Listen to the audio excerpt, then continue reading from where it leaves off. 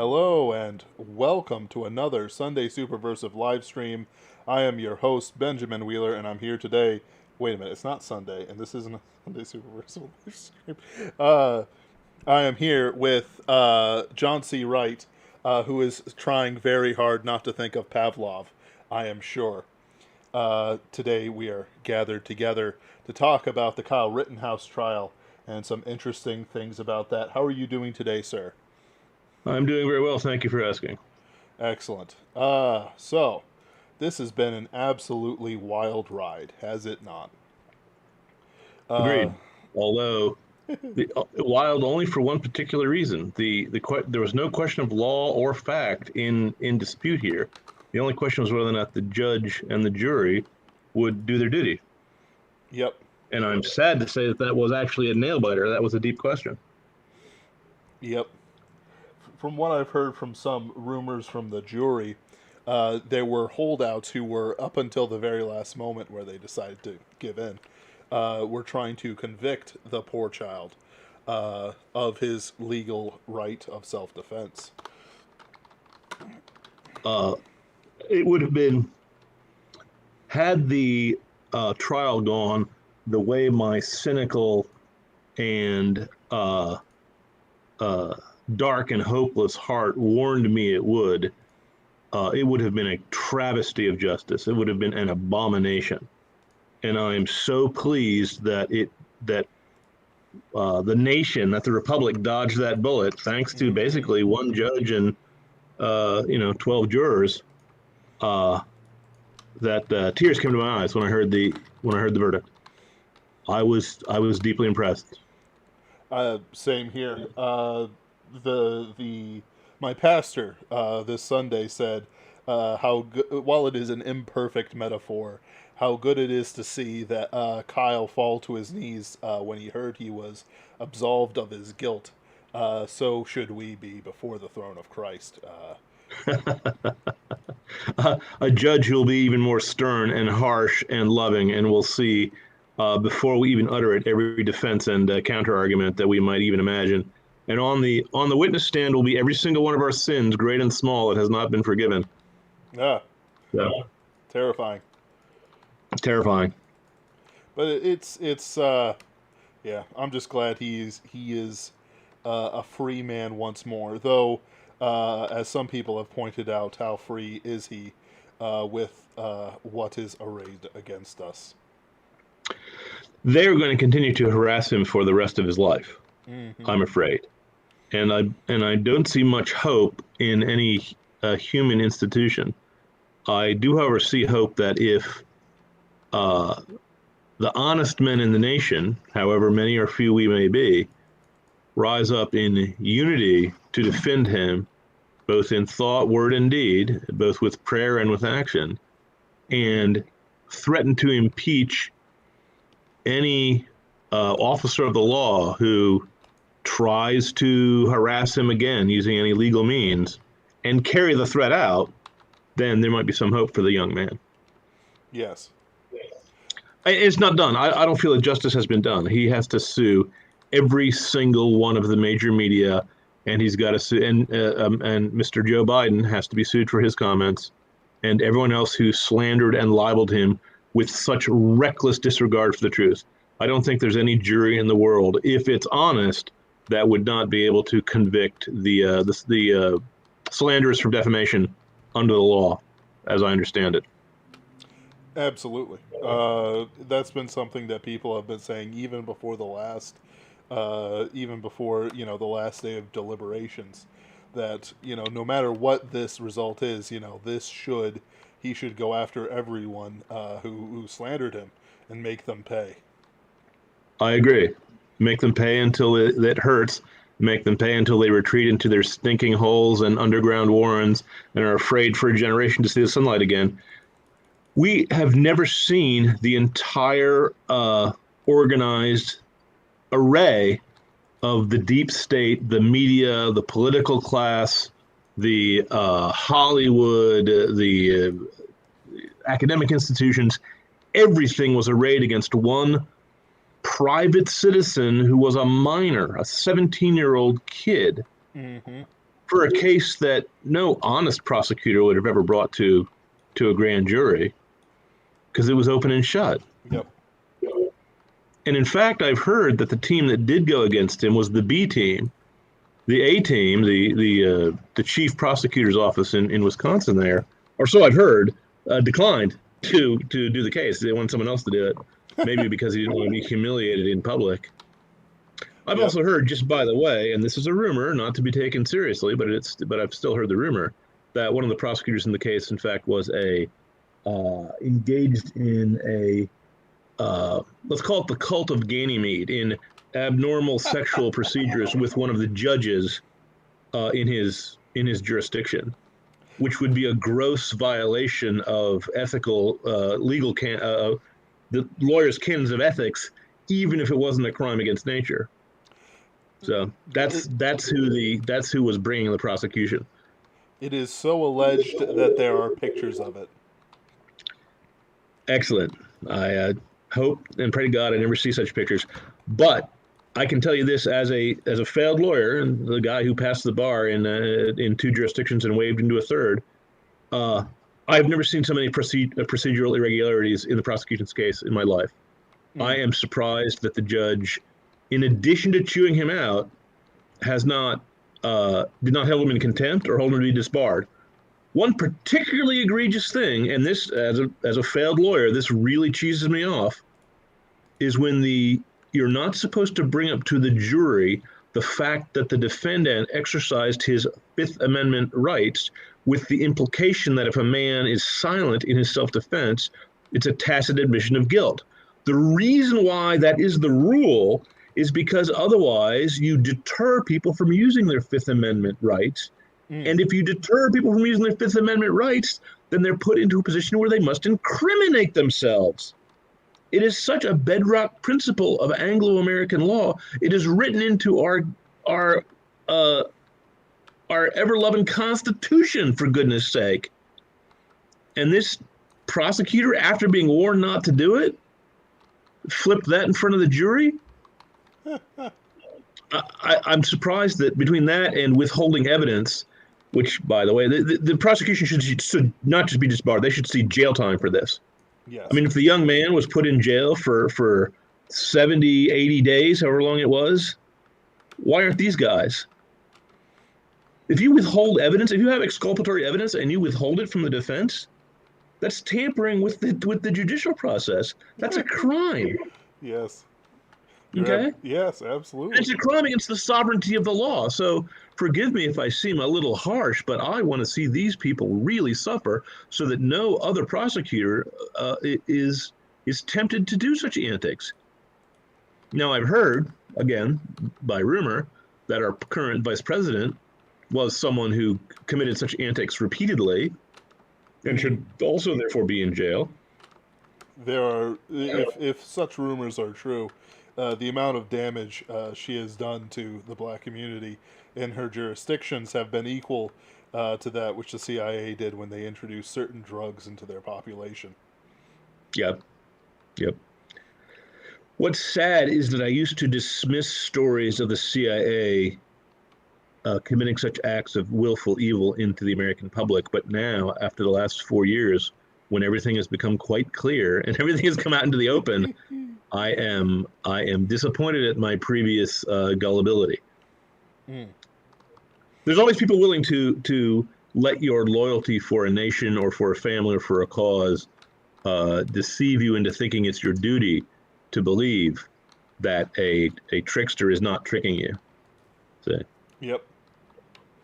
If you say it if you believe the right things or whatever, there's the safety of the herd. But in reality, you're just allowing evil to spread and to prosper. But it's a hard question because, of course, the enemy does accuse your side of things that your side has never done and never will do. And it's as long as men are divided into different sides, it's going to be that way. Absolutely. So. Let me say some hellos to Drake Tungsten, Anthony Marquetta, my usual co-host, Bradford Walker, Swift Foxmark 2, that is a new name here. He says, the prosecutor also tampered with evidence. Absolutely. allegedly. Silent Draco, who comes in every now and then to encourage the others. All right. Drake Tungsten doom and glooms with they won't suffer though the system is controlled by the beast. Ah, I would have agreed with him before this week, and yet I would have said that the beast would have made sure that Rittenhouse was convicted mm, on this charge. The fact that he wasn't means there's at least 13 people in the nation, the judge and the 12 jurors, who were not willing to be intimidated by the beast, even though it was roaring and growling outside their windows. And which media company was it? Was it NBC, MSNBC? MSNBC. Was harassing the jurors, was following them home to dox them and try to get crowds to harass them, sort Yep. of Maxine Waters style, if you catch my reference. Of course, of course. No, I don't actually Abomination. remember that one, but there's She's a senator who urged her followers whenever they saw any of the officers of the Trump Privy Council, I forget what you call it, the cabinet. cabinet, to harass them if they saw them in public spaces, and to gather a crowd and to get in their face. Mm. Mm-mm. That is, and to make them know they were not wanted. well, of course, that is absolutely hideous. Though, it's it's been done, sadly, in the past by more barbarous peoples. Yeah. Yeah. With the I did find it when he did lambast the prosecutors. You can find greatest hits of the judge on YouTube even now. So Yeah. it's at least been a certain amount of amusement. I was told that Rome, before it advanced too much, still had, you would toss your waste out into the streets. And so someone made the joke that the reason why they delayed sewer systems in that place was that perchance your chamber pot might hit a senator. We may understand their desires. Sure. So now it sounds like, from what he said on Tucker Carlson, that he is going after them for slander and libel. Though I have heard no punishment come towards the villainous prosecutors, which disappoints me. I am afraid that the system is in the hands of the beast, as your commenter said. But he doesn't win. I mean, doesn't win all the time. Nope. And he'll lose in the end. Also, by the way, and just recently, I live in Virginia. Just recently, the voters here rose up in a body against the school boards teaching racism, teaching critical race theory, and voted out the establishment darling. Yes. Glenn Youngkin is now our governor, and it may stop the gigantic gun grab that the Second Amendment haters were trying to do in this once great Commonwealth. An amazing turnabout of events. Yeah, for at least the hour, certainly the hour. But it's well. I don't place any faith in any temporary victory here on Earth. Of course. But we still are required to be grateful when heaven shows some grace. Oh, absolutely. I certainly was offering a thanks to God over Kyle Rittenhouse's freedom, even though it's So did I. You might see some things that people say on this side or that side. If Christ and God and the Holy Spirit have everything in their hand, we might, of course, thank them for moving the hearts of the jurors to free them, because they did not bow to the pressure, which for an entire year of media pressure. Oh, I don't know. I don't know. I mean, who could have done that? Who's willing to stand up to the mob, especially if you know the mob will not be punished? Say. Oh, absolutely. I mean, the prosecutors. I don't know how it is in Wisconsin, but there are many jurisdictions where one George Soros has funded the campaigns of local prosecutors, and they're beholden to him, and he merely orders them to stand down, or to release rioters, or to release Antifa people. And once again, person serving as our vice president, I'm not sure I can legitimately call the vice president because I don't think the votes were counted correctly, uh, was attempting to raise money on more than one occasion, as far as I understand, if my memory serves, to get them out of jail, to bail them out of jail. Yep. No, it happened with George Soros and others. One may trace the money this way and that way. Yeah, I've told people that it does not matter what the irregularities are. If there is no judge willing to sit and no prosecutor courageous enough to fight it out, um, yeah, it would be a prosecutor. Then no one is willing. The fraud that may or may not have happened in the far flung times of 2020 does not matter. Ultimately, the person who was meant to do this duty, Mike Pence, did not, and was yeah, handsomely rewarded with a princely book deal.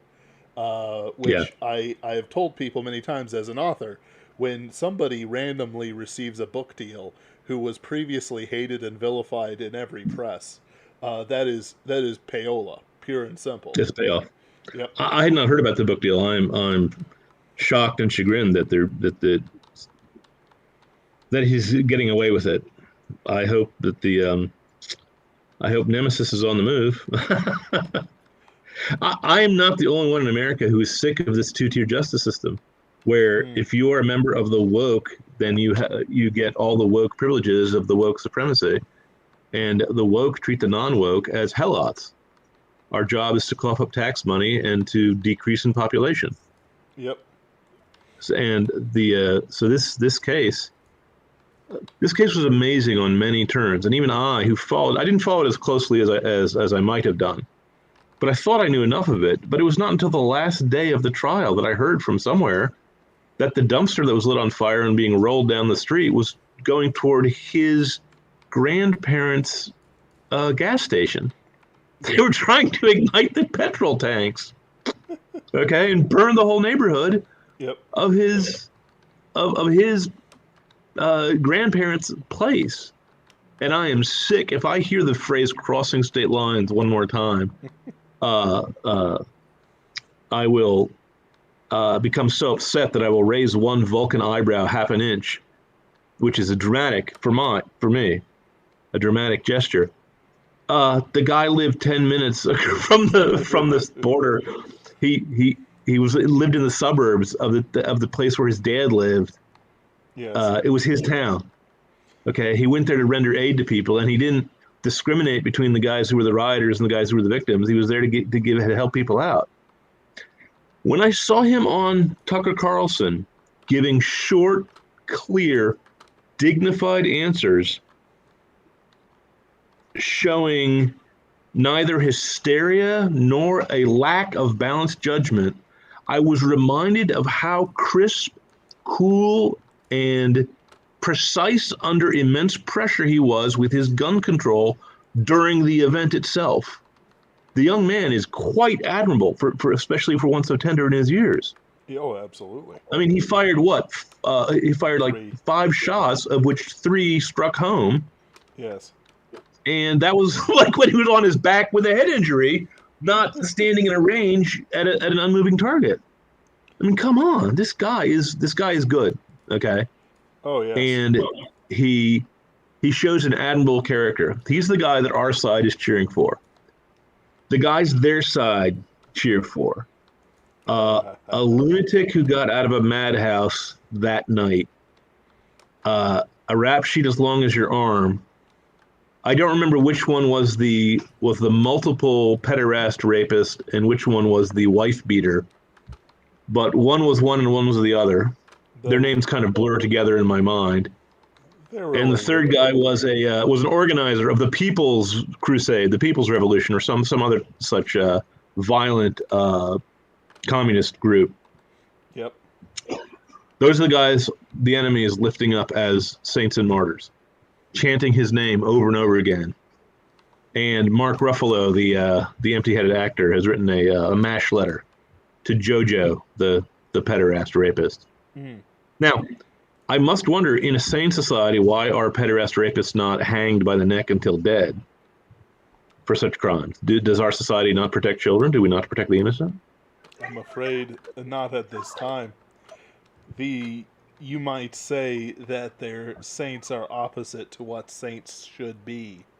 Though Rosenbaum, as the best memes say, died as he lived, trying to touch another underage boy. We owe Mr. Tucker Carlson for that brilliant phrase. Ah, very good. The just once while we have a pause, Megabuster Shepard joins us. Bradford Walker says, "Open friend enemy distinction as policy. One does not treat enemies as one does friends." Megabuster Shepard quips, "He crossed the streams." Aaron VT, hello, hello. May those who love us, and those who don't love us, may God turn their hearts. And if he does not turn their hearts, may he turn their ankles, so we'll know them by their limping. Megabuster Shepard says that they thought they had him, but they made one fatal slip. They were no match for the kid with the big iron on his hip. Bradford Walker says, if Kyle was a uniformed officer of soldier, he'd be getting a medal. Yeah. Anthony says, one of the most interesting things about the events of January 6th is that on the very day Trump calling for Pence to not authorize the election was calling for exactly what I predicted he would. Sadly, I also predicted Pence wouldn't do anything. And Silent Draco agrees with me about their opposite saints. Ends justify everything. Yeah. The problem with the friend and enemy distinction is that in a civil war and in a Cold War, it's deliberately made difficult to distinguish between the two. Now, I must say, having said that, in the last 4 or 5 years, it has become more and more clear who is who, and maybe in the near future it'll be formalized to anyone wearing a mask is of the Antichrist, and anyone who is not is of the patriots. But it's not clear because it has the disadvantages both of a Cold War and of a Civil War. The people are not in uniform; they're not facing each other in lines across an agreed upon battlefield, and they're not exchanging shots face to face like gentlemen. The enemy here is a corruption. The enemy here is a worm that is trying to wind its way into the bowels of all of our most trusted institutions, so that people like me, fool that I am, who trusted the FBI and trusted the CIA, was taken completely by surprise when they stuck up for the fraudulent Russia hoax, which anyone with half a brain could tell even from the beginning was completely bogus.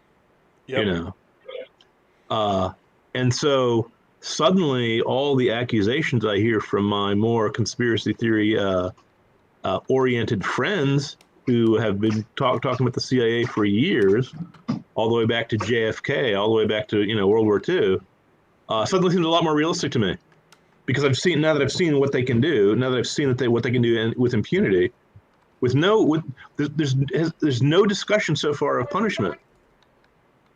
That's right. And there likely won't be, or at least for now. If there is such a thing as a civil war, and may God preserve us from that. May he. But they will certainly be on one side or another, and certainly not on the good side. There's still some officers among them who I think are decent. I mean, one of them was a neighbor of mine. Another one was a friend of mine from school. I mean, there's some of them people I know, but by and large, the beast is in charge. Is the unfortunate reality that we face nowadays. Now, having said that, there's still certain legal mechanisms that have not been thoroughly corrupted yet. That's why I'm amazed that the vote in Virginia went the way it did. I thought the fix was in. I didn't think that the powers that be were going to allow Youngkin to take office. But apparently it might be, I don't know what, too expensive to box all the Dominion machines. The GOP, normally useless to our side, but in this case sent observers by the hundreds to every polling station. I mean, I don't mean 100 per polling station, but all over the state, and had hotlines running and were geared up to detect and deter voter fraud before it happened. See? Oh yes. So the tide may be turning. I wonder if this is not our Midway Island.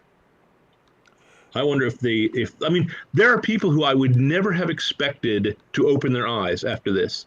People who said, well, wait a minute, I thought he shot 3 black men, and then suddenly realize that they've been being lied to for a year. Now, Yep. normally what I've seen is when they're lied to and they find out they're lied to, they just think that it's for whatever reason, for reasons of party loyalty or reasons of fear or Mm-hmm. reasons of they don't want to criticize the group that they're members of. They wouldn't react. They wouldn't acknowledge that they'd been lied to, or they thought it was for a good reason, or they just shrugged it off. Yep. But this time seems a little different. This time seems there are people who got the jab, the experimental drug to fend off a somewhat imaginary flu, or should I say Chinese bioweapon. And when I say somewhat imaginary, I don't mean the disease doesn't exist. I mean that the numbers have been exaggerated always in one direction to try to manipulate a certain result.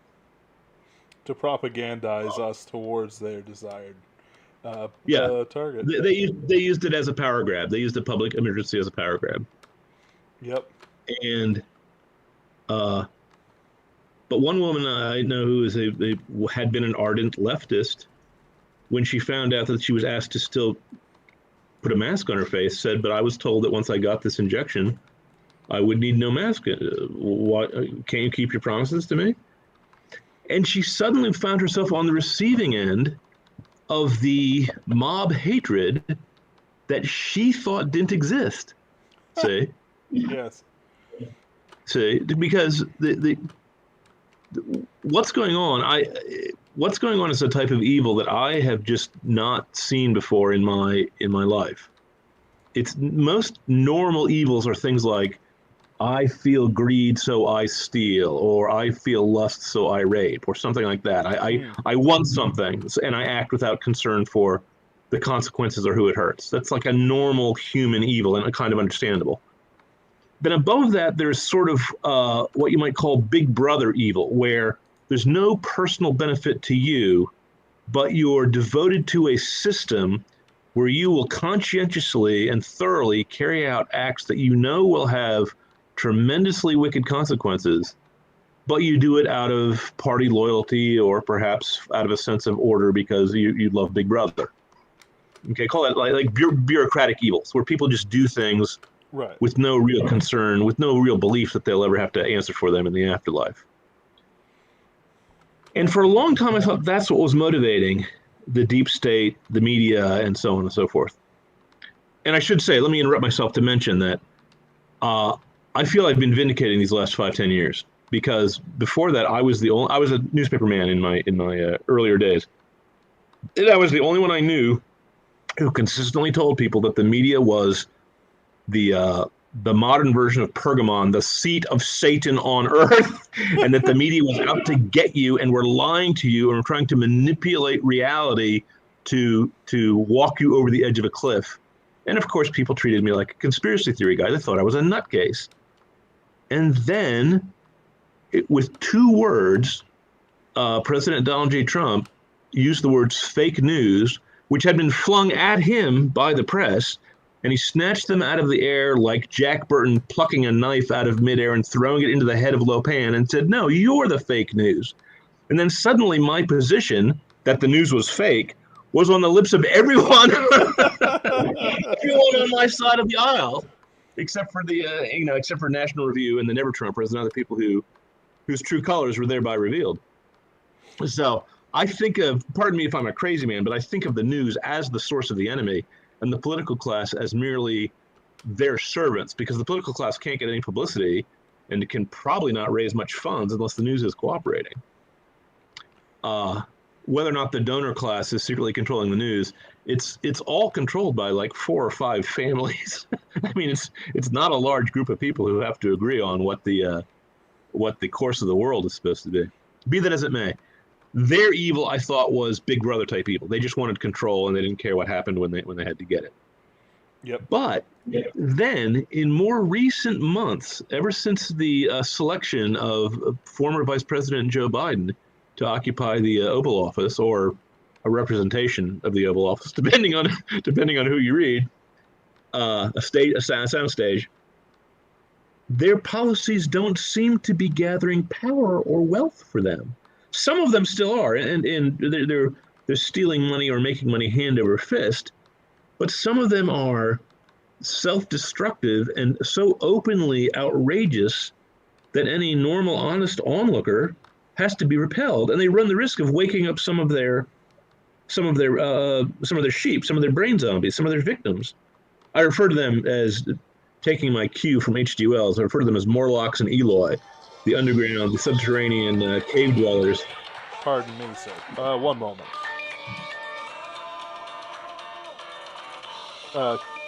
Continue to speak. Excuse me.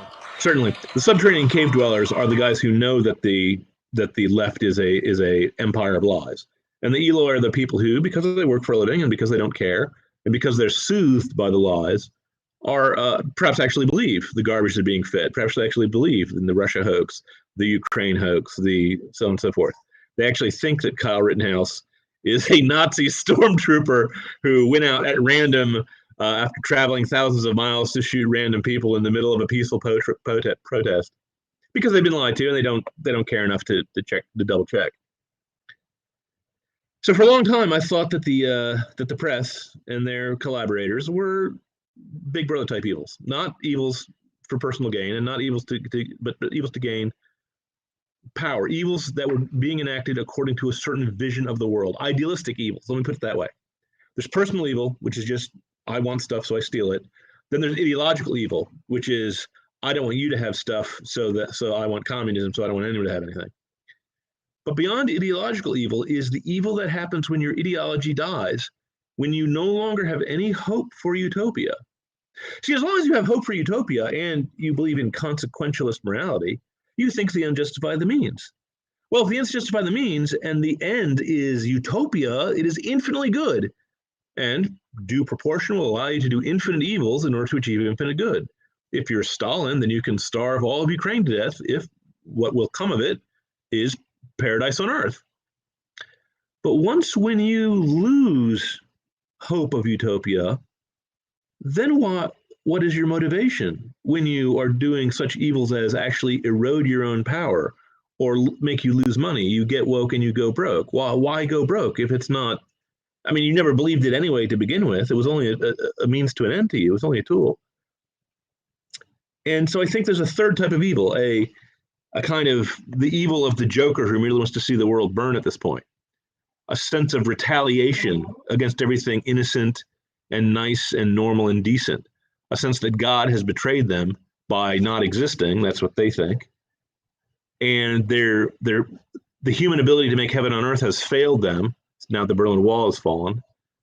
And their old intellectual arguments have turned out to be bankrupt for years.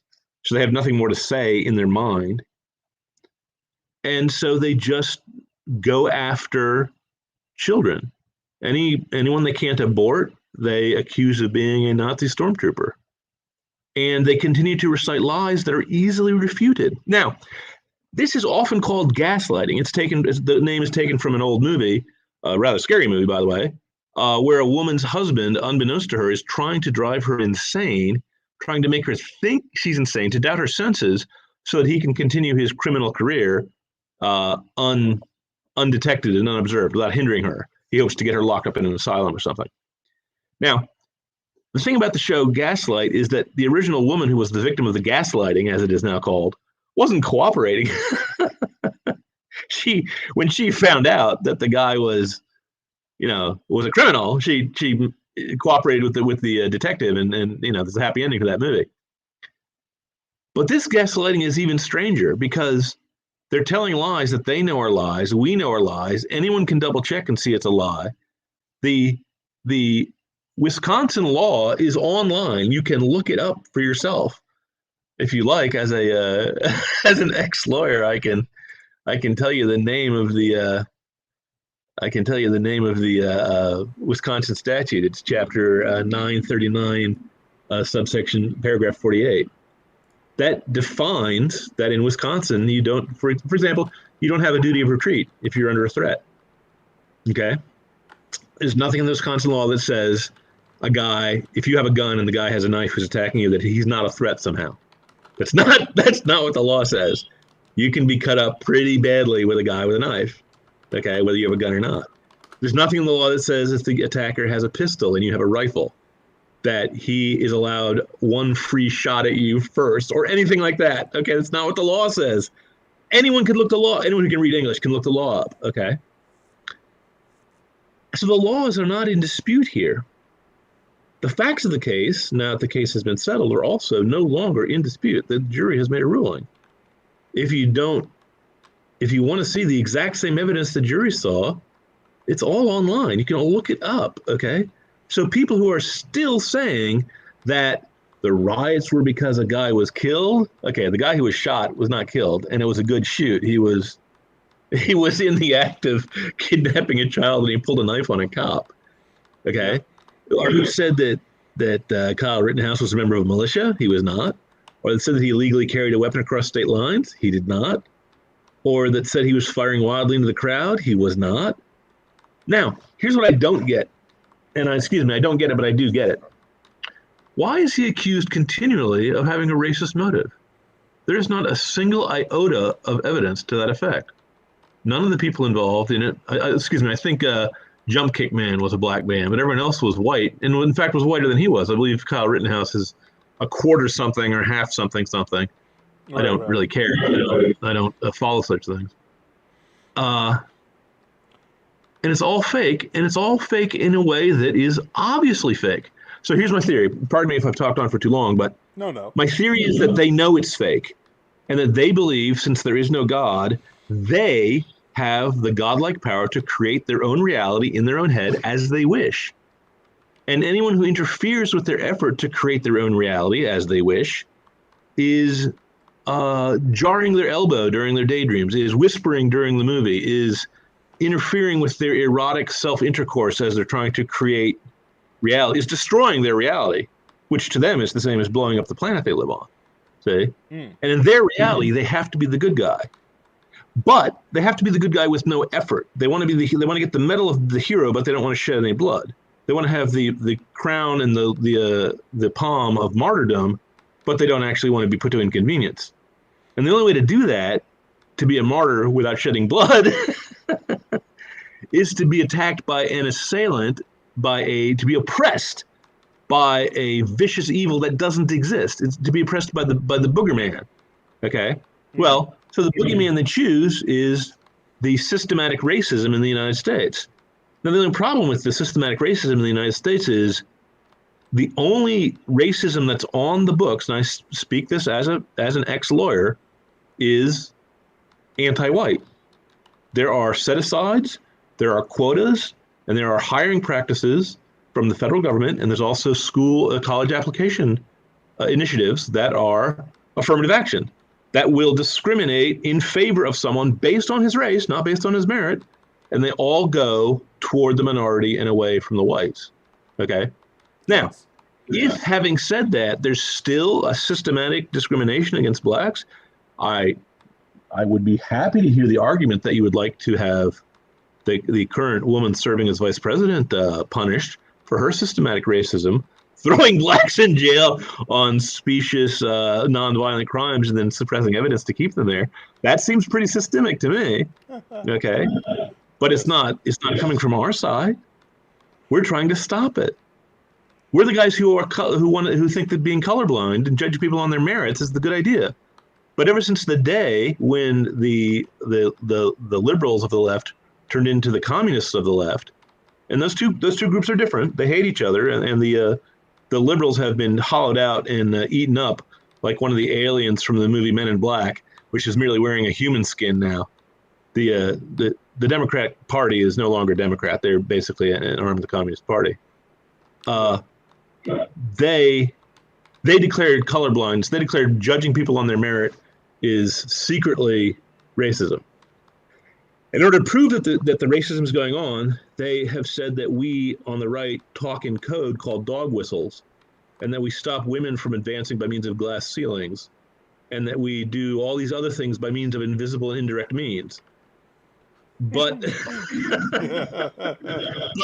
if our evil is so indirect and so inaudible that no one can see it or hear it but them, then we are not in a position of great strength. Then we're not the oppressors that you're looking for, see?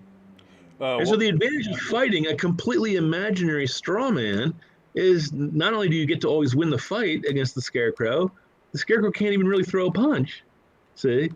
So suddenly the attacking, child raping lunatic is the martyr, is the victim, and the cool-headed young man who was there to aid the wounded and to clean graffiti off his school wall to try to save his parents' and grandparents' business from mad rioters. Excuse me again. He's suddenly the stormtrooper. He's suddenly the villain.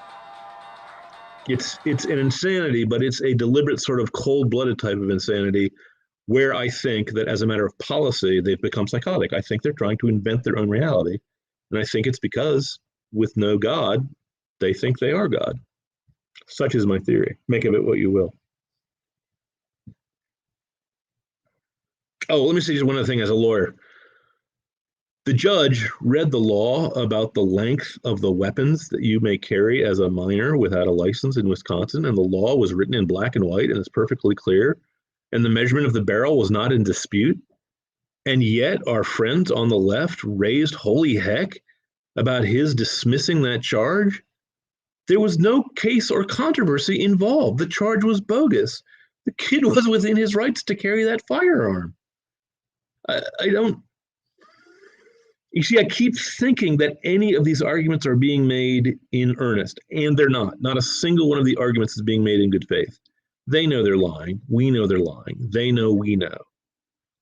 I think that it's a psychological behavior where they're trying to rub our noses in. They're trying to show that we are too weak and confused and cowardly to retaliate against them for their lies. And why shouldn't they be? Why shouldn't they be calm? Why shouldn't they be certain that they will never be held to account? Because so far in their lives, they never have been. Who has been punished for any of these things they did? Why is Hillary Clinton not in jail for destroying evidence that was under subpoena? Why is she not in jail for conspiring against the United States? Why are the heads of the CIA and the FBI not facing a firing squad for treason? You don't think it's treason to conspire against the sitting president? You don't think it's treason to overturn an election by means of a voter fraud? Why are none of these things being done? Well, there's several answers to that one, but that is that but sin is the basic answer.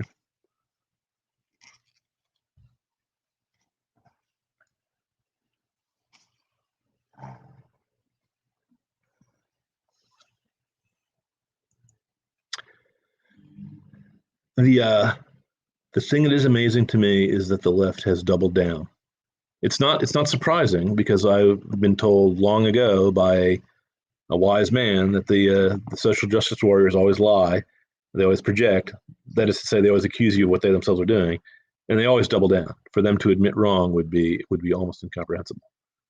And that, by the way, let me give you a shout out to. There was a young lady from an execrable podcast known as the Young Turks, who are basically propagandists for Marx, basically the servants of the devil. And one of the young ladies on there admitted wrong. She said, "Yeah, I thought these guys were black this whole time."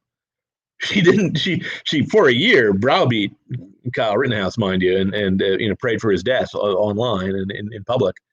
But at least she noticed finally that she was in the wrong and said so.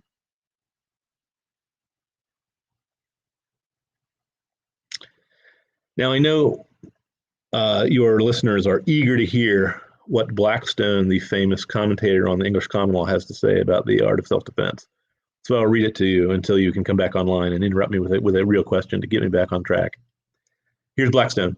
The law requires that the person who kills another in his own defense should have retreated as far as he conveniently or safely can to avoid the violence of the assault before he turns upon his assailant, and that not fictitiously or in order to watch his opportunity, but from a real tenderness of shedding his brother's blood. And though it may be cowardice in time of war between two independent nations to flee from an enemy, yet between two fellow subjects the law countenances no such point of honor, because the king and his courts are vindices injuriarum, avengers of the injuries, and will give the party wronged all the satisfaction he deserves. Now, that's the common law. Keep in mind that the English common law, which is still enforced in America, can be overturned by local statute. Here, in fact, is the local statute that I just quoted before, Wisconsin chapter 939. The actor may not intentionally use force which is intended or likely to cause death or great bodily harm, unless the actor reasonably believes that such force is necessary to prevent imminent death or great bodily harm to himself or herself. If an actor intentionally used force that was likely or intended to cause death or great bodily harm, the court may not consider whether the actor had opportunity to flee or retreat before he used force. The court will presume the actor reasonably believed that force was necessary to prevent imminent death or great bodily harm to himself, if the actor makes such a claim. So in other words, in case that's not clear, the common law says you have a duty to retreat, but that duty is necessary to prevent. But that duty is, oh, that was my voice over there. But that duty is bound by the fact that you can only do so safely and conveniently. Now, when you're being chased, you don't turn your back to an attacker. That's never considered safe. Okay. So even if the common law held in Wisconsin, Rittenhouse was completely in the right. But the Wisconsin statute says that the court can't even inquire whether he had a duty to retreat. Now, in fact, he did. We saw the evidence. He did retreat as far as he could until he was cut off. Yes. But even so, how in the world was this case even brought? I asked the question knowing the answer, of course, was that it was brought maliciously, facetiously. It was brought, in fact, deliberately maliciously and deliberately facetiously because they thought they could rub our noses in our helplessness. They deliberately wanted to crucify a guy because he was innocent. Because if he's allowed to defend himself, then it will hearten everyone who wants to defend himself against the mob. And the mob is not spontaneous. The mob is organized.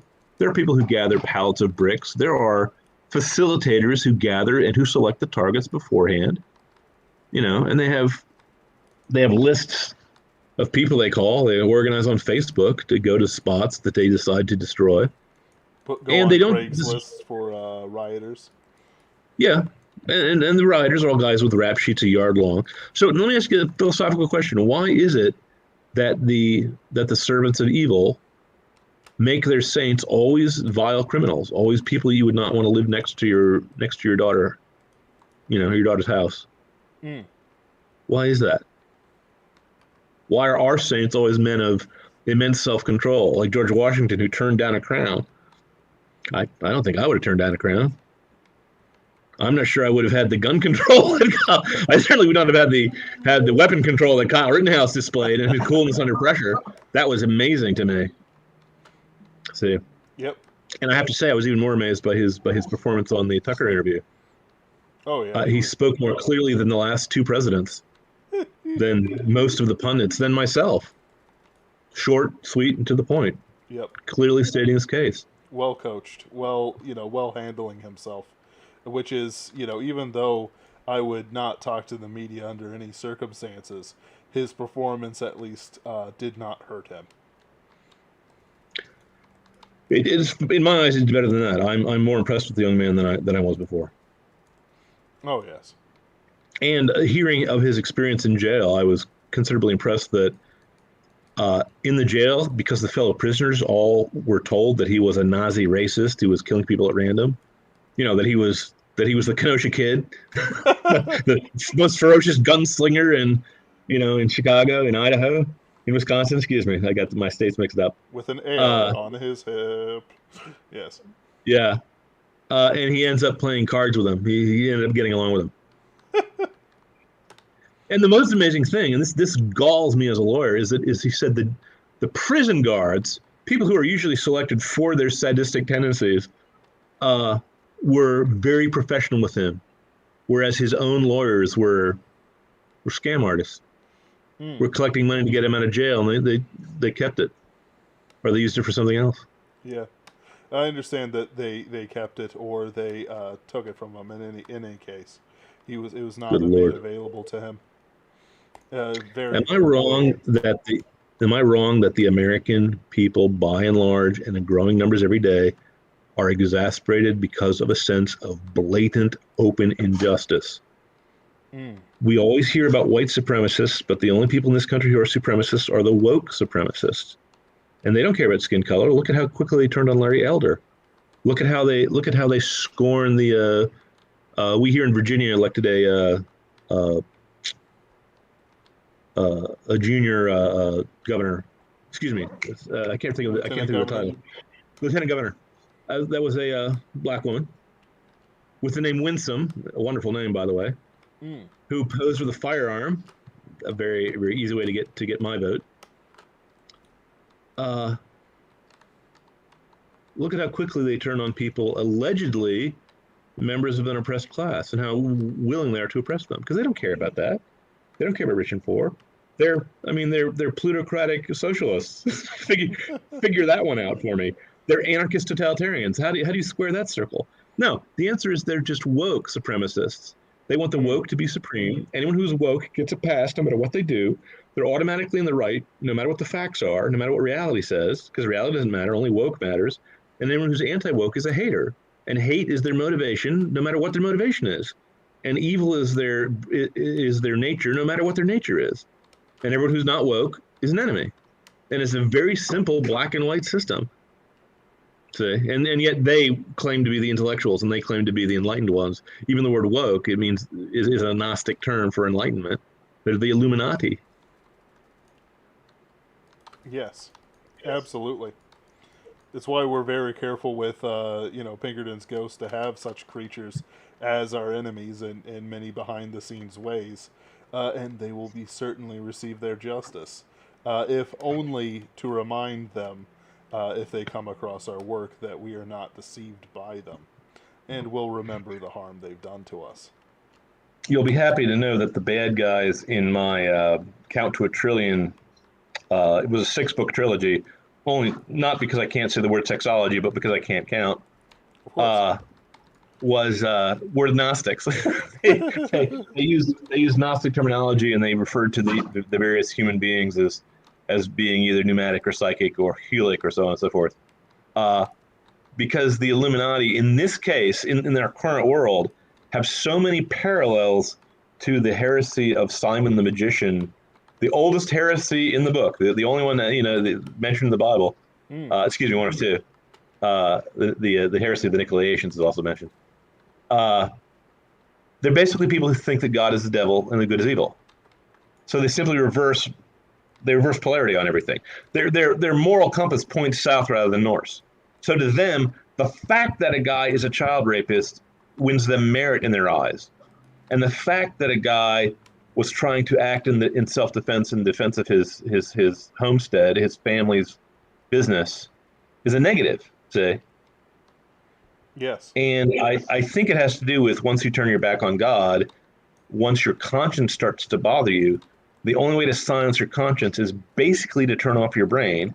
And the only way to turn off your brain is basically to reject reality as real. You have to say the truth is that there's no truth. You have to embrace nihilism. And I don't mean nihilism, I don't mean wearing black lipstick and saying life is pointless. Nihilists can look like perfectly normal people, but philosophically, they're people who think that everything is a narrative, not a truth. So they don't ask about correct and incorrect any longer. They only ask about politically correct and politically incorrect. The only thing about George Orwell's prophetic 1984, which was not prophetic and which I did not foresee and which I still cannot believe, even though I'm seeing it right before my eyes, is the fact that people would willingly become the victims of Big Brother when there's no Big Brother.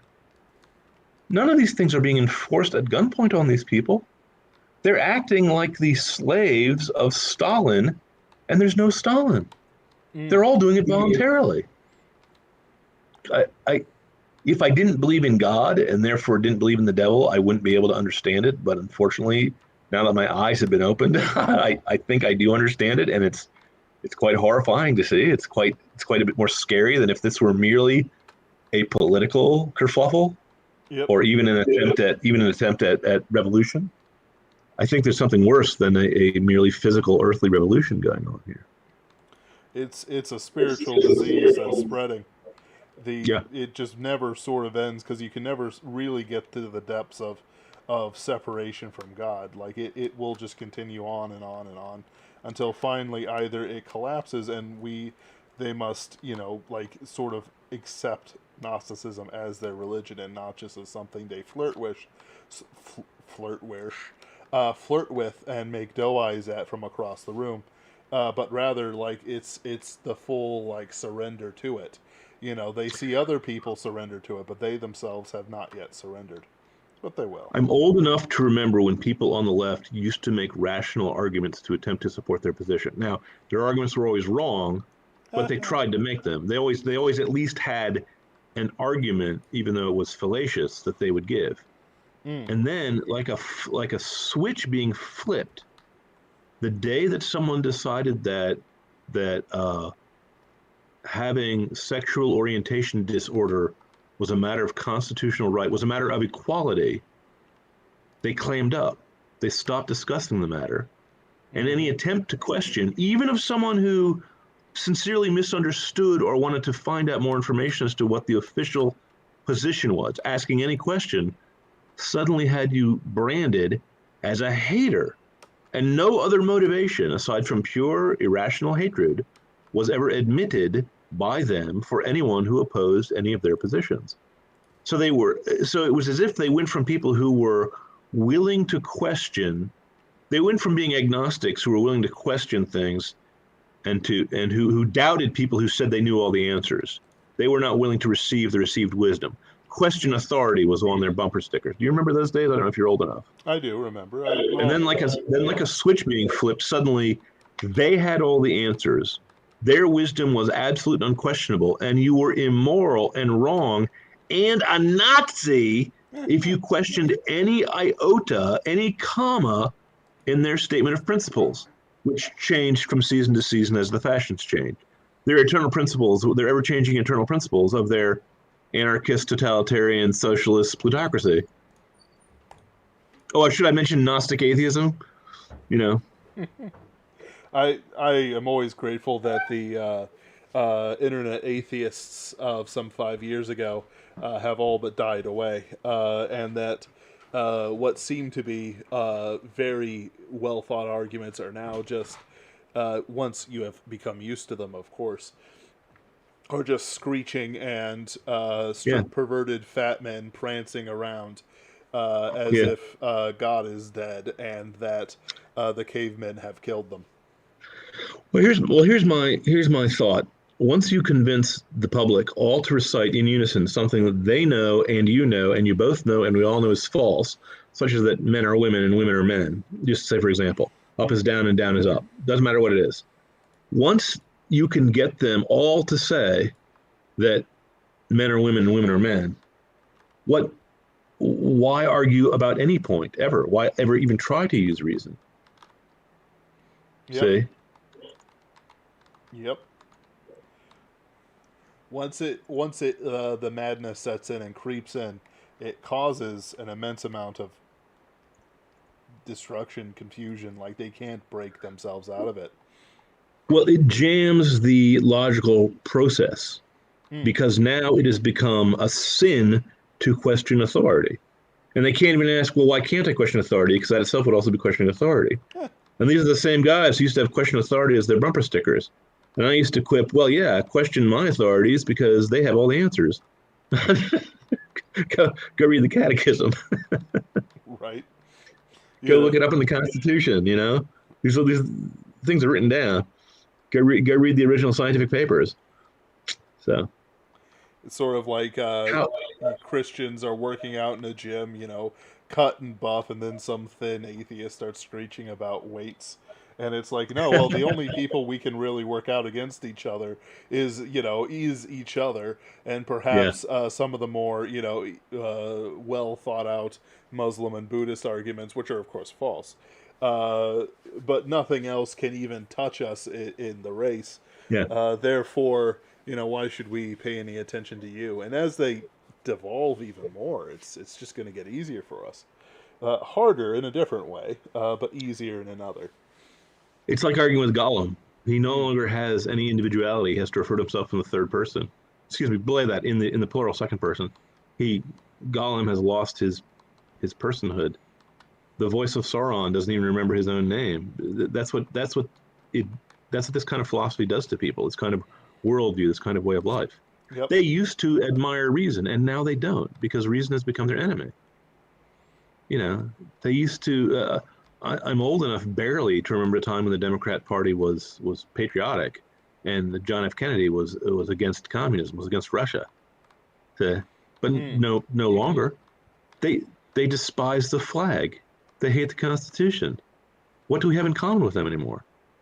The only reason why I'm not looking forward to the coming civil war is because China wins if we fight each other. If it comes to open, excuse me, I shouldn't say if it comes to open violence. If it comes to more open violence, if we start fighting back. Now, Yes. from their behavior in the past, though, whenever President Trump called out the National Guard, which he had to wait for local authorities to give permission. There's a certain rule called the Posse Comitatus rule, which I don't know if Americans remember anymore, which says you're not supposed to use the standing army on civilian soil to enforce the law. That's why the in the Waco disaster, when the compound of the religious heretics was burned, they had to level a false accusation that the guys were using drugs because the war on drugs had created an exception for the Posse Comitatus rule, allowing them to bring in military equipment. If you are old enough to remember those days. In other words, in order to use the military against anyone in the United States, you have to have someone falsely claim that the guy is in violation of the drug laws, and then you can bring in the troops. Of course, that's that makes perfect sense. When I guess that fills in some holes because it's like we are our laws have evolved to allow these excesses that we as good Christian Americans know are not actually given to us by our proper laws and by the intent of the founders. Correct. And they will, of course, accelerate this the more and more.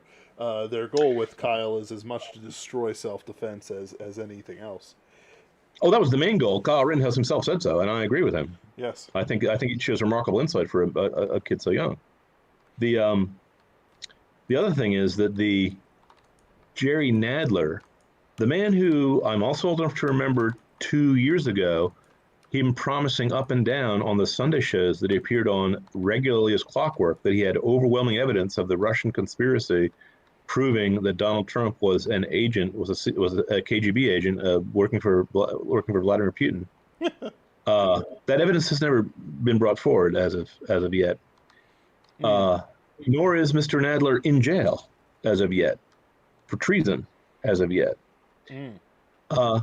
When he said that he wanted the Department of Justice to look into the acquittal of young Kyle Rittenhouse, and I said, "Have you read the Constitution? Don't you know about the double jeopardy clause?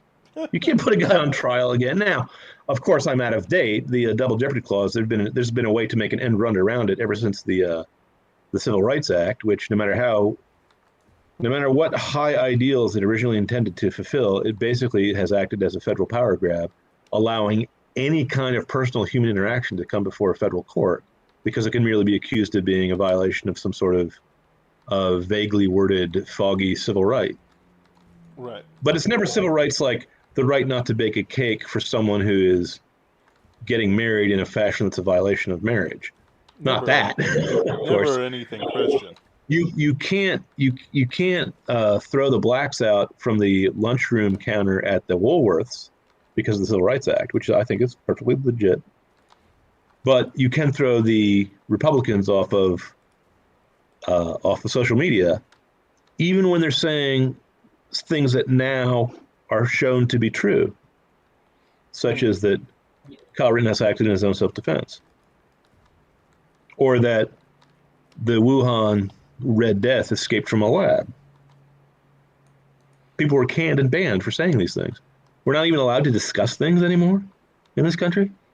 Mm-hmm. Why? Because the internet is owned by private companies. Well, Woolworth is a private company too. Can they throw blacks out of their lunch counter? They're a private company. But the internet is government owned.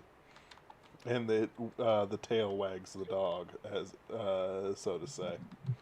Well, fine. The roads are publicly owned. Is my bus company allowed to seat blacks in the back of the bus under the Civil Rights Act? Well, if they're wearing their mask.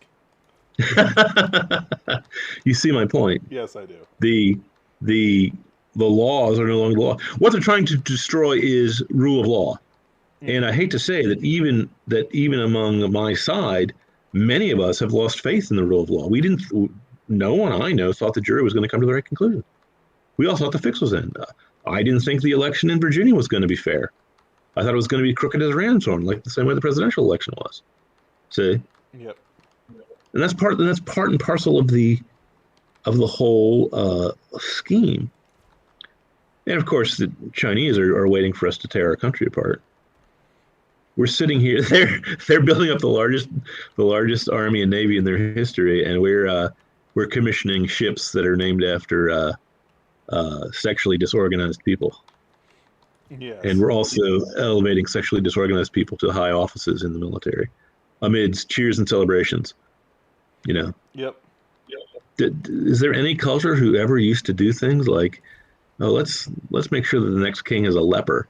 Let's make sure the next person has psychological problems. Let's make sure the next person is incontinent or is a kleptomaniac or, well, never mind. We already have kleptomaniacs running things. That's not a good example. You know. Sadly, kleptomaniacs often run things. It Yeah, makes it yeah. easier for them. It does. It does. I think the threat of China is often exaggerated in people's minds, uh, partially because they have never really gone beyond quote unquote traditional borders and tend to collapse very rapidly even when they do extend out. I Oh, think they are. I don't get me think. wrong. Mm, A lot of the Chinese threat is bluster, but I also feel a personal sense of honor and that America gave our word to the Taiwanese that we would defend them.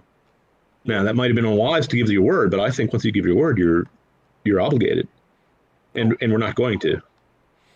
Yep. Not if the current occupant of the White House remains in office and is not either 25th Amendmented out by his own party or arrested by our party. He has already claimed that he's going for the re-election, though I do not think the poor old man will have the health for it. I don't think he has the health now to do anything. I believe he's engaged in a wrecking operation, and I hate to sound cynical and I hate to sound like a conspiracy theorist, but Mm. since the last 9 conspiracy theories I heard from Alex Jones turned out to be true before they came for him, and I heard from and now I can't think of his name, the famous German, was it Bonhoeffer, who said when they came for the socialists, I didn't raise a finger because I wasn't a socialist. When they came for the unionists, I didn't do anything because I wasn't a unionist. At the time, there's a lot of people, including me, who said, I'm not a fan of Alex Jones, but if they are allowed to simply boot him off social media merely because they don't agree with his political stance, then they can boot anyone off.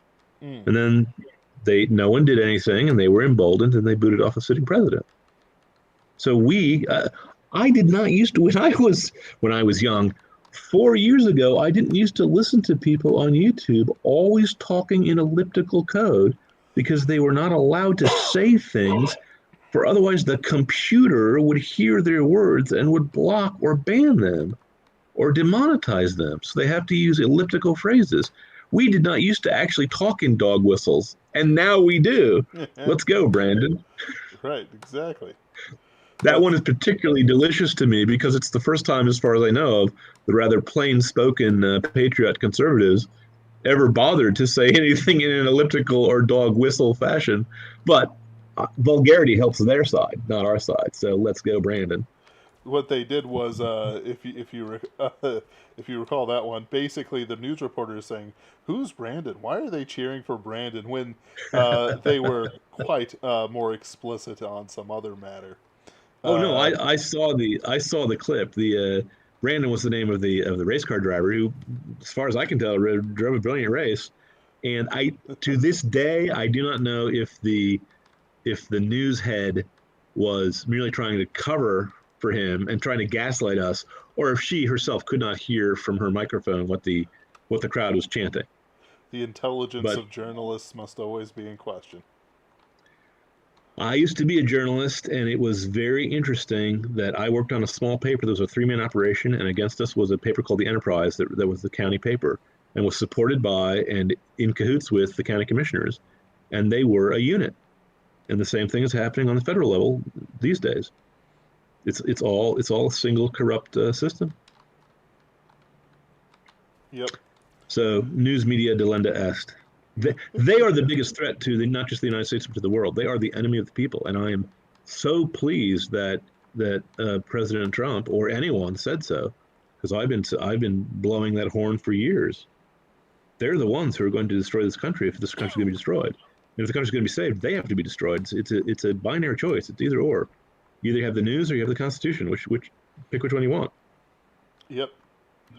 It's well, I consider it fortunate that I am not beholden to the news, and have not been for many years. Though I did follow it very carefully during the Iraq War before I knew better. I used to be in the business. I used to be a newspaper man and a newspaper editor, so yep. I saw it firsthand, and it's rather sad to me because I'm sensitive to editorial decisions that can be made to manipulate people's opinion without openly lying. It's lying by omission, and I can see it happen. And I also noticed things like when they edit video clips, like when there was one particular case, I lost a friend over this. President Trump was being asked questions by an interviewer, and I could see where the tape had been cut, and the guy intruded another question into the sentence that Trump was saying. And then Trump's next word was yes, which he had actually in real life said to answer the previous question that, but the guy moved the tape around to make it sound like Trump was saying yes to the proposition that he was in favor of socialized medicine, which he was not, and he never said he was. Yep. And my friend was so outraged that I would defend Trump. I was not a Trumpist at the time. I am now, but at the time I was just a neutral party. And I came to fall in love with Trump for one simple, small reason that's peculiar to myself and my own particular psychology. He wasn't afraid of the press. He was the only politician I knew who was willing to say the truth to them and not to back down when they gave their commands. Say that's why I think the press controls the political class. Because I've seen politicians, the most powerful politicians in the world, the Speaker of the House, the President, Vice President, simply saying to the press whatever the press tells them to say. The press will ask a leading question, and if the politician gives the wrong answer, the press will edit the answer until they get what they want. So and it was not until Trump actually called them fake news that there was a chance of this stuff coming out. And I should say, those people who regard the CIA as the source of all evils rather than the press, the two are intertwined. There's a long-standing program. I forget what it's called. Project Dog Whistle. Project Project Wonder King. Something. I forget what the title of it is, but CIA watchers would know the title of the program, to embed CIA operatives among the press, especially among people like the New York Times. If there are any CIA operatives in the audience, please let us know. We would love to hear from you. Mockingbird. Yes, that sounds right. Project Mockingbird.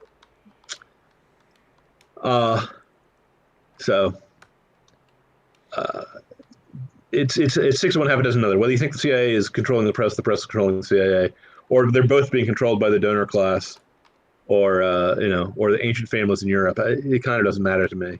It's I am the ultimate conspiracy theorist because I believe that there is an immortal, undying, malignant, super powerful, superhuman spirit known as the Lightbringer, Lucifer, who is actually behind all of this, and he's got spies in every brain and in every heart, and they're called sins. And it's quite easy for him to stir up enmity between the sons of Adam if we're willing to give into it. It is I'm finding it more and more difficult to pray for my enemies these days because they seem so childish, so insane, so dishonest, so wretched and so vile. And yet, I have to have at least as much compassion as Frodo Baggins, who looked at Gollum and somehow saw Smeagol, somehow saw the original Hobbit that critter used to be, before the lure of infinite power, the precious, precious ring, corrupted him and turned him into a wretch. Well, that's what's happened to our press.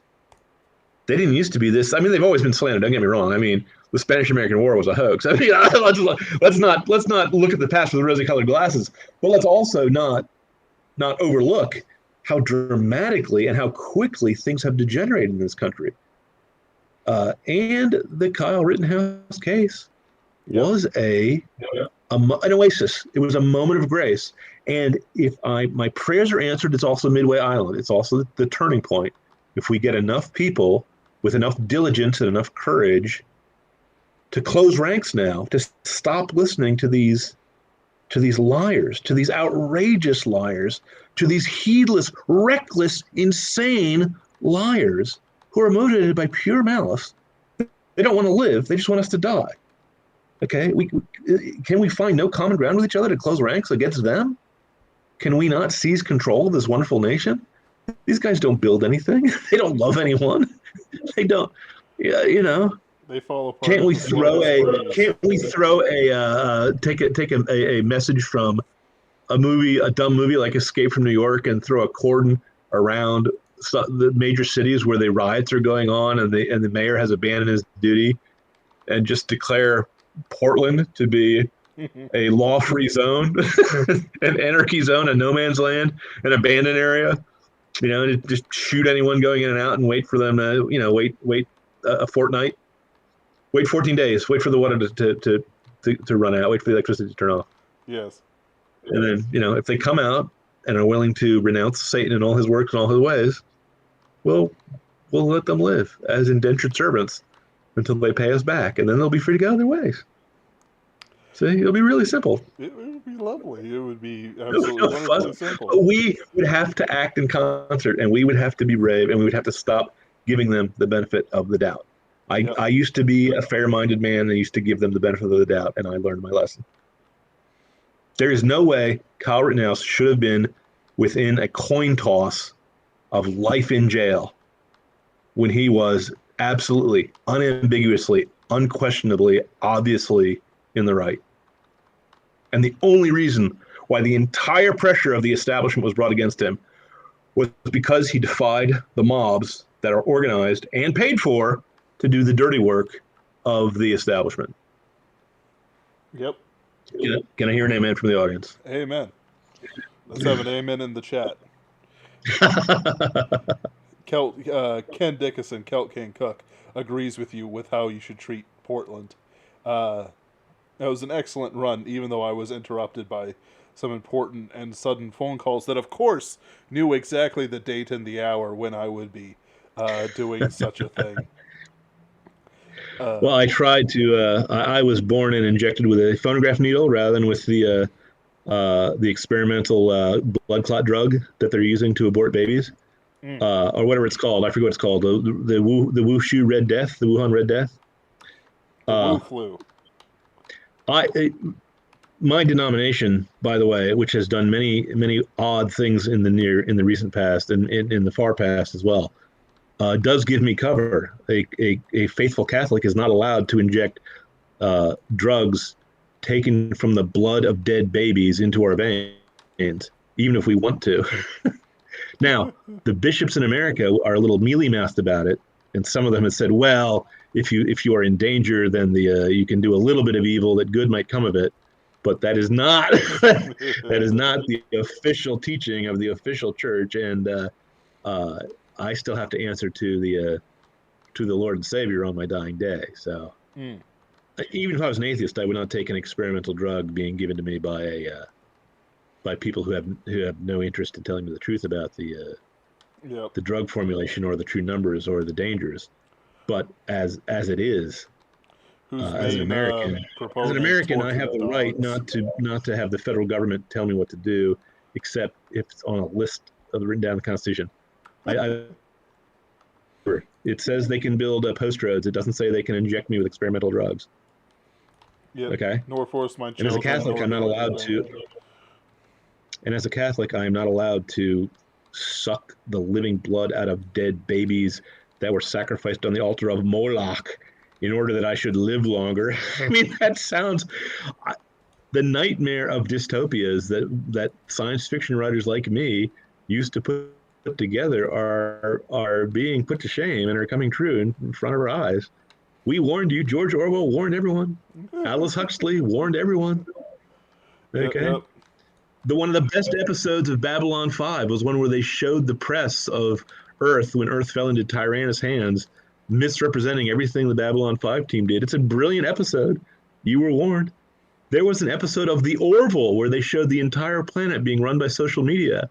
It's a great episode. It was better than Star Trek. And it was a ripoff of Star Trek, but it was better than Star Trek. You were warned. We told you. Science, you got to listen to science fiction readers, science fiction writers. We We Now, know. I take that back. We're not true prophets. If we were true prophets, we'd be stoned. We're daydreamers, but still, some of the things are coming true. Orwell's coming true. Yep. Someone commented earlier in the chat that one of the things with Brave New World that's often missed is the sexualization of children within their own world. I'd forgotten about that, and of course that's right. That's also a Gnostic thing. Mm. They both despise the body and say that you can indulge in any possible pleasure or sin. But what it really boils down to is they're against virgins, they're against mothers, they're against motherhood, they're against monogamy. But they're all in favor of pederasty, bestiality, necrophilia, sodomy, and so on and so forth. They're Yep. against any unlawful use of the sexual drive and not in favor of the creative use of the sexual drive to produce little babies and to protect them and to have a mommy and daddy there to look after them. The enemy hates that, hates it, hates the virgin, hates the mother, and hates the virgin mother most of all. Oh yes. Even though I do not venerate Mary and so on, even I recognize that if they could destroy her and everything that she stands for within the Bible, they would take it in an instant. If I'm not asking for understanding, but you should at least have a notion as to why the Catholics like her so much, because everyone else in the Bible has some sort of flaw or sin except for Christ and maybe her and Joseph. And even the Muslims who have departed severely from the truth, no offense to my Muslim friends, but even they recognize that she was a superior kind of woman, you know. Oh yeah, it's like she was a worthy choice to bear our Lord and Savior. Yeah. Like no Protestant disputes that. It's like no, it wasn't just any old Jewish woman or whatever. It was a specific kind with a specific spirit, right. And if she didn't have the religious faith that she did have, that she provably did have, it wouldn't have worked in any sort of way like that. Well, here's a moral message we can take from that. Good old Eve back in the day said yes to the snake when the snake said, "Don't you want to be like God?" And good old Mary said yes to the angel when the angel said, Mary said, "Be it done to me according to thy will." I'll do what you say. Yeah. And don't get me wrong, that involved some. I mean, she was, I'm sure, exposed to the humiliation of people who said, that the baby was the product of her fooling around. She had to flee to Egypt because they were after the boy. I mean, and so on and so forth. You see what I'm saying? Oh, absolutely. So all we have to do, among other things, I mean, we also have to take up arms. We also have to organize. We also have to make sure we have our power supply and have our food supply and all that. We got to do some prepping stuff, like my prepper friends. But we also just got to say no. I went into the doctor this week for a checkup. Doctor said you got to put on a mask in the office. I said no. I didn't explain myself. I didn't argue with him. I knew the doctor knew enough science knew the mask mandate is bogus. Okay. Yep. I knew he was lying. He knew. I knew. We both knew. So I just said no, and nothing happened. He didn't kick me out. So, but if he had kicked me out, I would have taken my business elsewhere. Yep. And so when these people come to you, just be prepared to say no. Now, also be prepared to give up, livelihood, friends, social media. I mean, the world will take away worldly things from you. Don't get me wrong. I'm not saying it's going to be easy. Mm-hmm. It would be nicer if you could protect yourself and be kind of crash worthy, so to speak. But we got to say no. We got to do it together. We all have to say no at once. Yep. So, That's a big thing here. Like, if one of the things that struck down several bits of what happened around the time of Charlottesville and stuff like that, which has had its own ludicrous trial attached to it that recently went not in Richard Spencer and others' favor, is that, there were so many different groups running around that you knew almost which ones were the feds and which ones were not by how much money they had on their person, or whether or not they had chinos, polo shorts. I mean, not khaki shorts and polo shirts with the same haircut as their brothers, of course. yeah, but call me naive. Back in those days, back in the day of Charlottesville, I did not think that the FBI was setting up false flag operations. Mm. I thought they were still on the side of the good guys. More fool I. See? Mm. But by the time the the protest to free the January 6th trespassers, and I don't think it's considered a trespass if the police opens the door for you and invites you in. Let's say people who interrupted a congressional proceeding. I believe that's the charge that was been leveled against them. The interrupters, the mildly Yes. rude people who are getting, was it 4 years in jail or 5 years in jail after being held without bond in solitary confinement for months? I cannot remember. The mildly rude people. Uh, when there was a protest for that, everyone said, "Oh, don't go. It's a setup." And so the only people who showed up were the feds. It reminds me of the book "Man Who Was Thursday" by G.K. Chesterton, where a policeman gets onto the Supreme Council of Anarchists, who are all named after days of the week, and he's Thursday, hence the name of the book. And I won't spoil the surprise ending, but he's not the only police officer in the council, and the police are ending up chasing the police in most of the book. that Chesterton was that's a prophet ahead of his time. Chesterton really could see what was coming. there is such And a C.S. Lewis had a very similar insight, and in both cases, because they were Christians, they had the correct view of mankind. If you have a correct view of man, you can correctly predict what man is likely to do over the next century. If you have a wrong view, you'll end up with insane predictions, such as, don't we have only 9 years to go before there is mass starvation in India? Oh, no, wait, that happened in the 80s. What happens in 9 years? Oh, the world burns up. Doesn't the world burn up in 9 years? Because it was 12 years from now, 3 years ago, if my memory serves, if my math is correct.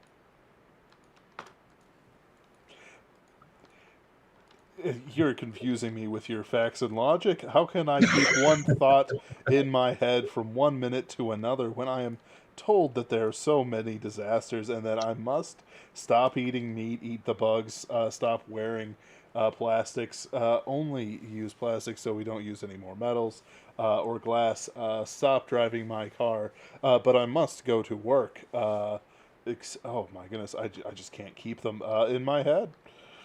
Well, you have to develop what is called compartmentalized consciousness, so that for any given question, you only recite the stock answers, but you don't compare the answers to each other. Or we'll call it doublethink. You have to just learn how to practice doublethink at this point. So you can say that you can choose whether to be a man or a woman, but you can't choose whether to be straight or sodomite. One is genetic and created by fate, and men have no choice over it, and the other is optional. Yes, absolutely. I will endeavor to accept both lies and truths, and call both truth without any discrimination. For indeed, I am told that discrimination is the worst sin of all. I recommend the writings of Edward Sayet, who wrote a book called The Kinder Garden of Eden, where he pointed out that the love of avoiding discrimination basically has made all rational thinking into a thought crime for the left.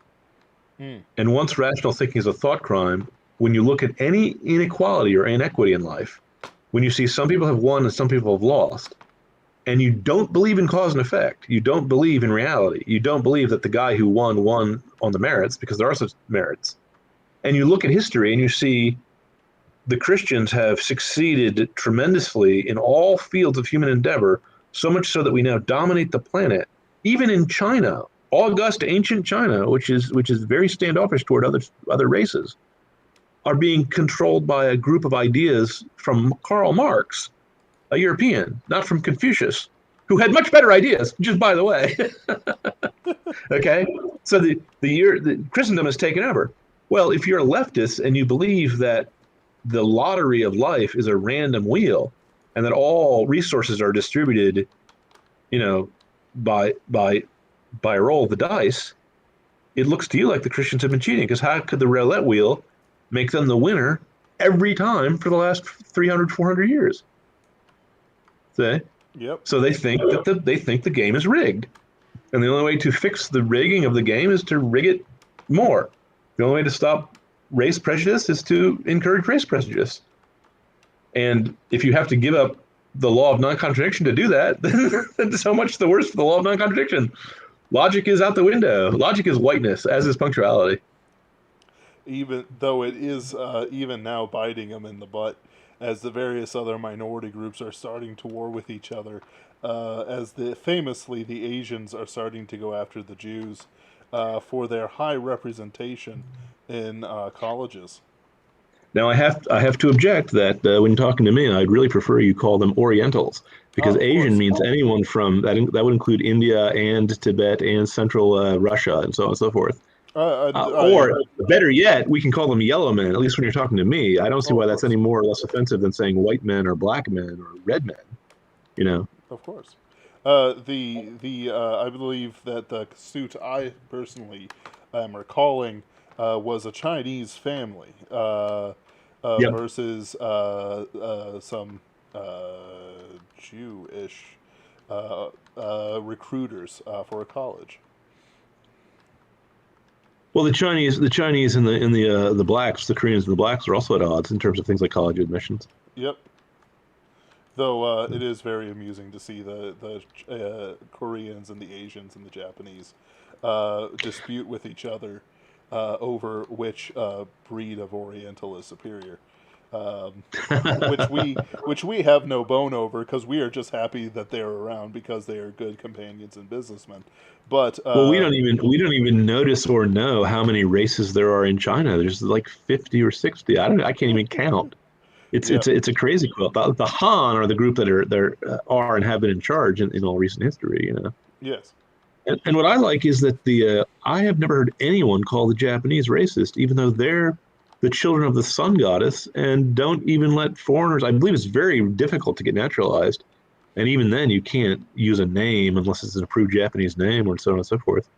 Does mm-hmm. anyone object to that? I mean, excuse me. There may be people who object to it, but I've never heard them. Not here in the West. they See, they are routinely there doesn't mocked. seem to be anything wrong with the Japanese wanting to keep Japan Japanese, because unlike America, they're a nation that was based on a certain ethnicity. Mm-hmm. America was a group of colonies or federation. We have a different approach. We have a different mindset. Yep. But we were all from more or less one source, Well, accepting those more yes and unfortunate no, because souls. when my ancestors, the Pennsylvania Dutch, came over, we weren't Pennsylvania Dutch at the time, but destiny had laid its hand on us. Mm. We were regarded as the new kid on the block, as the newcomers, and regarded as not being properly English when we moved to Pennsylvania. So Mm. we should have broken away from the rest of you and just declared German to be the official language of Pennsylvania. But we didn't. We were seduced by the promises in the Constitution Oh, into the absolutely. idea of a federation. So, And they are excellent promises. Sadly, it's not what it could be. It's not what it should be. no, nor is anything on earth. Nor is anything on earth. Prayer helps. It There does. may be miracles. I hope it is not our time to go the way of to go the way of Nineveh and Tyre. I hope if we repent and turn to God, He might spare us, but He's not obligated to. No, So, no. But it's how things go. I only hope that what comes up after is pleasing to him. And well, I certainly, don't think the Chinese. no, I don't think the no, Chinese running the world is going to be all that great. But they they, as you have correctly pointed out, people tend to overestimate their strength, and so they probably don't have the. I've honestly been expecting civil discord or even civil war in China for the last 10 or 20 years, but it hasn't happened, and I don't know why. My model of the universe, my predictions, my visualization of the cosmic all is not sufficiently detailed to work that out. I was So I don't know. I don't know particular. what's going on there. Oh yeah, absolutely. I was particularly cynical one day, and though I deleted the tweet, I did say if there's any people on Earth who love to lick the jackboot, it is the Chinese. Uh, but that is a far more cynical thing than I should have said at the time. As a guy who comes from the very individualistic West, I say there are some admirable aspects to the courtesy, the family orientation, and the obedience that springs from the thoughts of Confucius. Mm. It can be perverted, and it has been. And I actually think that the Chinese are worse off under the communists than they were under the emperors. But things are still pretty bad under the emperors. so, Yes. so don't get me wrong. But the emperors in the West back in the good old days also were nothing to write home about. Even Mm-hmm. people who have been sainted, like Constantine, ended up blinding and killing their relatives out of jealousy and intrigue and fear of losing power. So Yep. the world is a valley of sorrows, and we are drowning in blood and tears.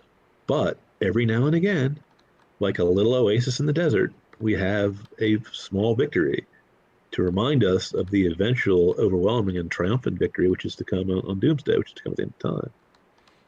So we should rejoice in the victory of Kyle Rittenhouse. It's a victory for all of us because if you own a gun, go out and buy another one. If you don't own one, time to start. That's the meaning. It is. Because the mobs will be more reluctant to come out if they're certain to suffer, a casualty rate. Yep. I heard of such things back during the Ferguson riots, where they burned down a gas station, a Quick Trip, which is considered in the Midwest almost sacrosanct. You do not start fights in a Quick Trip and expect to get the best of anyone.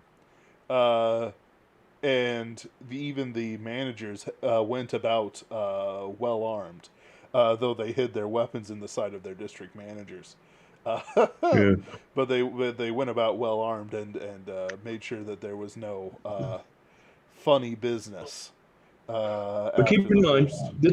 this is all organized. This is all coordinated. This is the Antifa and BLM are adjuncts or are themselves by now large, major, multi-million-dollar operations, and their purpose of existence is to overthrow the Constitution. Yeah, I mean, it's Mm-hmm. not. Yep. I would say they're not hidden about their goals, but they kind of are because the Eloi who are deceived by the Morlocks continue to just believe that they're have some sort of benevolent purpose in life, staving off the boogeyman of systemic racism. Yep. Uh, So in the last few minutes, let's just go over the comments real quick because that is sure, an excellent point to end our main thing on.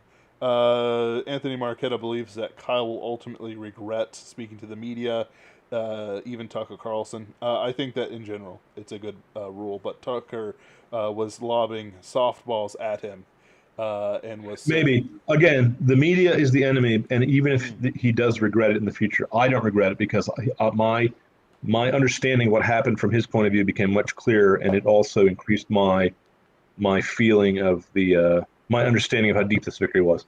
That is a very admirable young man, and I would not have known that if he had not appeared on Tucker Carlson. absolutely. Swift Fox Mark 2 says the VA fix was in, but Youngkin was able to organize enough poll watchers. Anthony Yeah, Marquetta says, I note Murphy in New Jersey pulled off the fix successfully, as expected of the People's Republic like New Jersey. that's Poor true. man is trapped. Trapped, I tell you. Youngkin is deep state. Though that's just one of those things. Like he's probably in there so that because the discontent is so high, you have to give the people a bone, or else things will I mean, accelerate. do you think they're that? Do you think they're that subtle?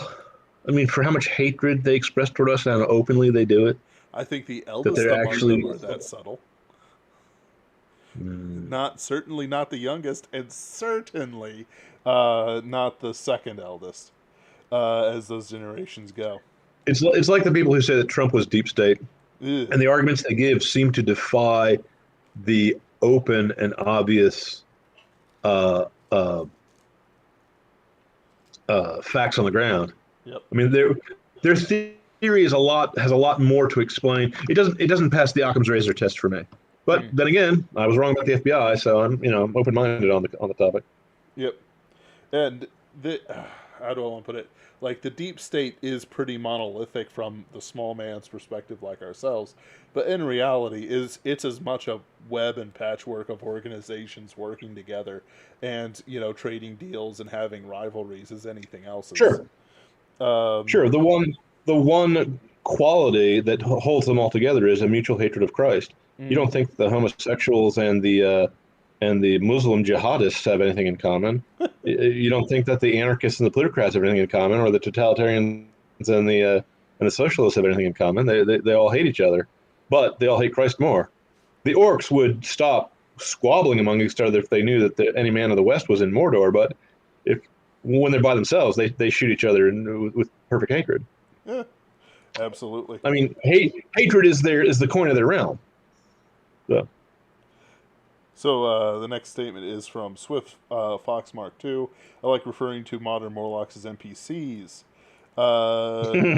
Yes. No. The NPCs are the Eloi. The NPCs are just people who recite things that they don't know what they mean.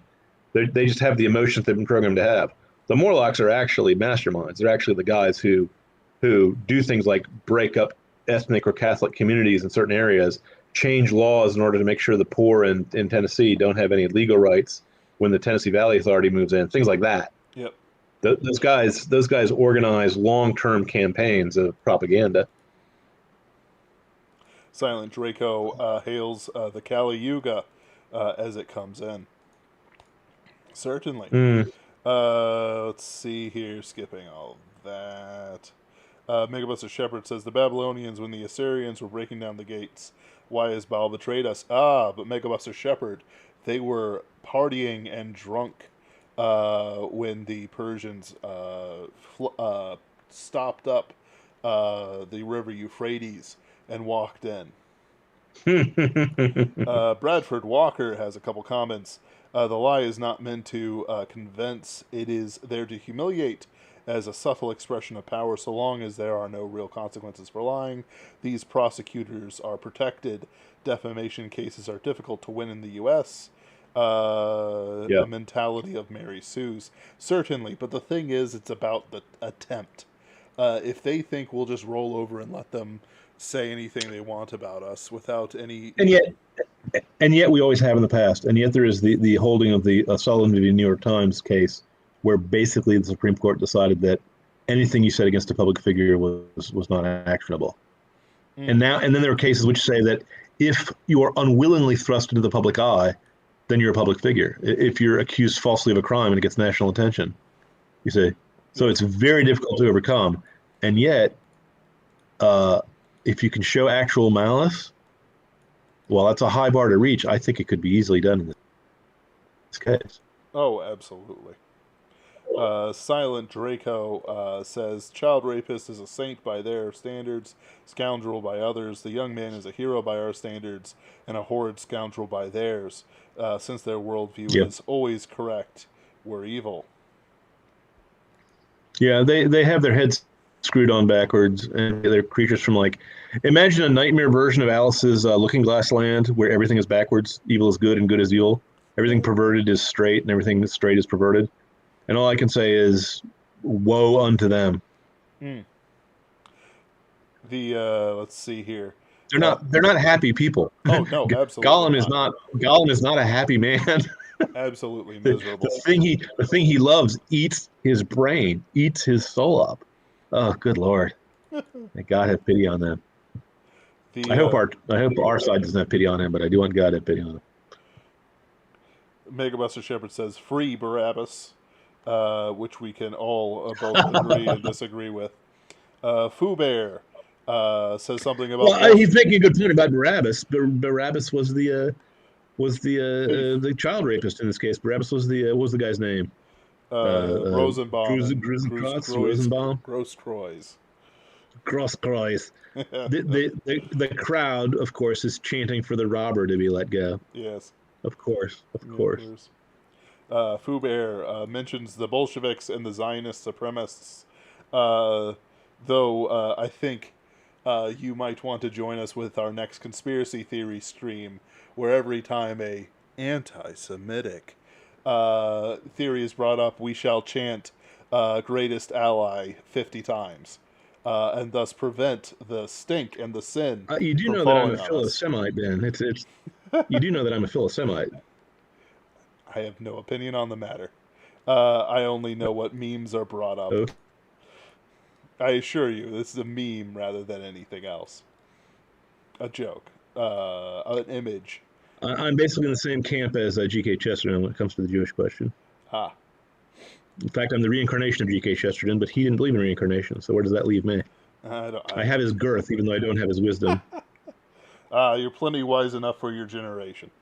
Uh, my depraved generation, which still is chanting for Barabbas. He's right yes. about that. Yeah, oh yes, absolutely. And if you leave the chanting Oh, for and by the way, let me say one other thing about the depravity of my generation.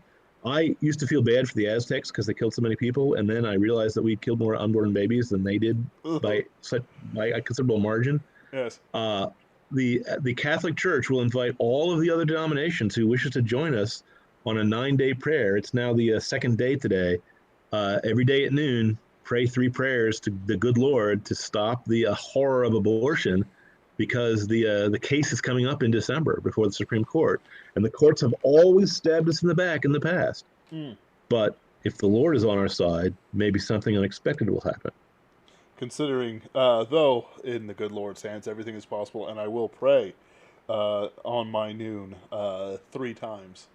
Or just 3 times as long prayer as I usually do. Certainly one of Sure. those two. That God turns the traitorous hearts of Trump's appointees. Let's see here. Can Cook bewails that I have bullied him into writing for Pinkerton's Ghosts, as he is deep in the belly of Hollywood. He only hopes they continue to not notice him.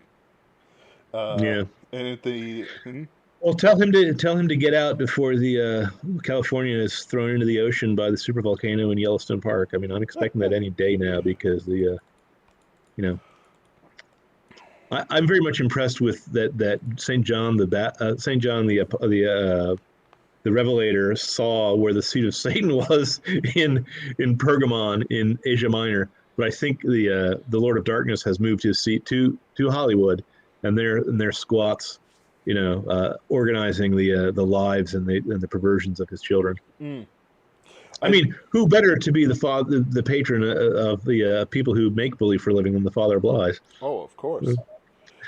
I do believe several, like the Bohemian Grove and whatnot, is located in California Yeah. too. Yep. It is Yep. not but a hop, skip, and jump. Anthony Marchetta cries out, along with Ken Dickinson, that you should write a Pinkerton's Ghost story for us. Who, me? Yes, absolutely. No, I'd love to, but I can't. That's fair. So. Though we do look forward to your next book. I took money from honest patrons to write a Star Trek, below that, a Star Wars ripoff book, and I'm right now, in fact, before I got on this call, I'm working on book 4 of a Oh, projected either 6 or 8 book series. But I'm trying to get the later books done before I release the earlier books. Though they are written, and they're going to be going on the editor's desk sometime later this month. we look forward to it, especially since I have paid into it. There we go. I love it. I love hearing it. A man of honor. I will continue to write even as they pull the from dead cold fingers while I'm in my grave. I'll be scratching away at the overblown Milton-esque verbiage I use to express myself in my fantasy works. Oh, absolutely. And I will be happy to dig up your corpse to transcribe your coffin's lid. Excellent. Yes. Excellent. Anthony Marchetta says, I've always vastly preferred A Brave New World to 1984 in terms of dystopia.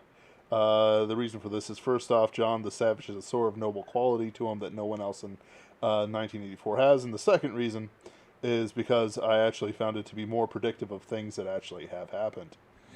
I agree. The thing that people tend to forget about Brave New World is it was all voluntary, Mm. as was, by the way, what was the name of that? What was the name of that? I'm sorry. Now I'm trying to think of the name of another dystopia. It was actually a TV show for a while, and back in my youth, they made it into a movie, and I can't think of the name. It was a show about everyone who was over. The Sandman would come and kill everyone who was over 29 because they wanted to make sure that no one got over 30, And and they they were trying had to find a place called Sanctuary. yes, and They had they had a glowing gem in their palm. I can't think of yes. the name of it, and I can't think of the author. Even though Logan's Run. Excuse There me. we go. Yes. Wow, that was that my mental filing system is getting old, and it takes me a long time to get files from back in the day. Logan's Run was also voluntary. Everyone agreed to the system that they would all just commit euthanasia at age 30 because they were afraid of overpopulation pressures.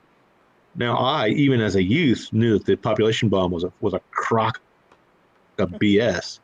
And because, for one thing, the mass starvation in India never happened. For another thing, he assumes men operate like bacteria and overgraze their food supplies instead of anticipating uh, problems and reacting to them, and sometimes even solving problems before they begin. Mm. So I believe that people who are afraid of overpopulation because of movies like Soylent Green also believe in UFOs. But since I'm a science fiction writer and we made up UFOs out of our ear and we made up overpopulation as a thing, you Yes. know, sorry, it's make believe. It's science fiction make believe. It's not real. So Absolutely. Let's see here. Bradford Walker says the few internet atheists that remain are pathetic and pitiable figures. Yep.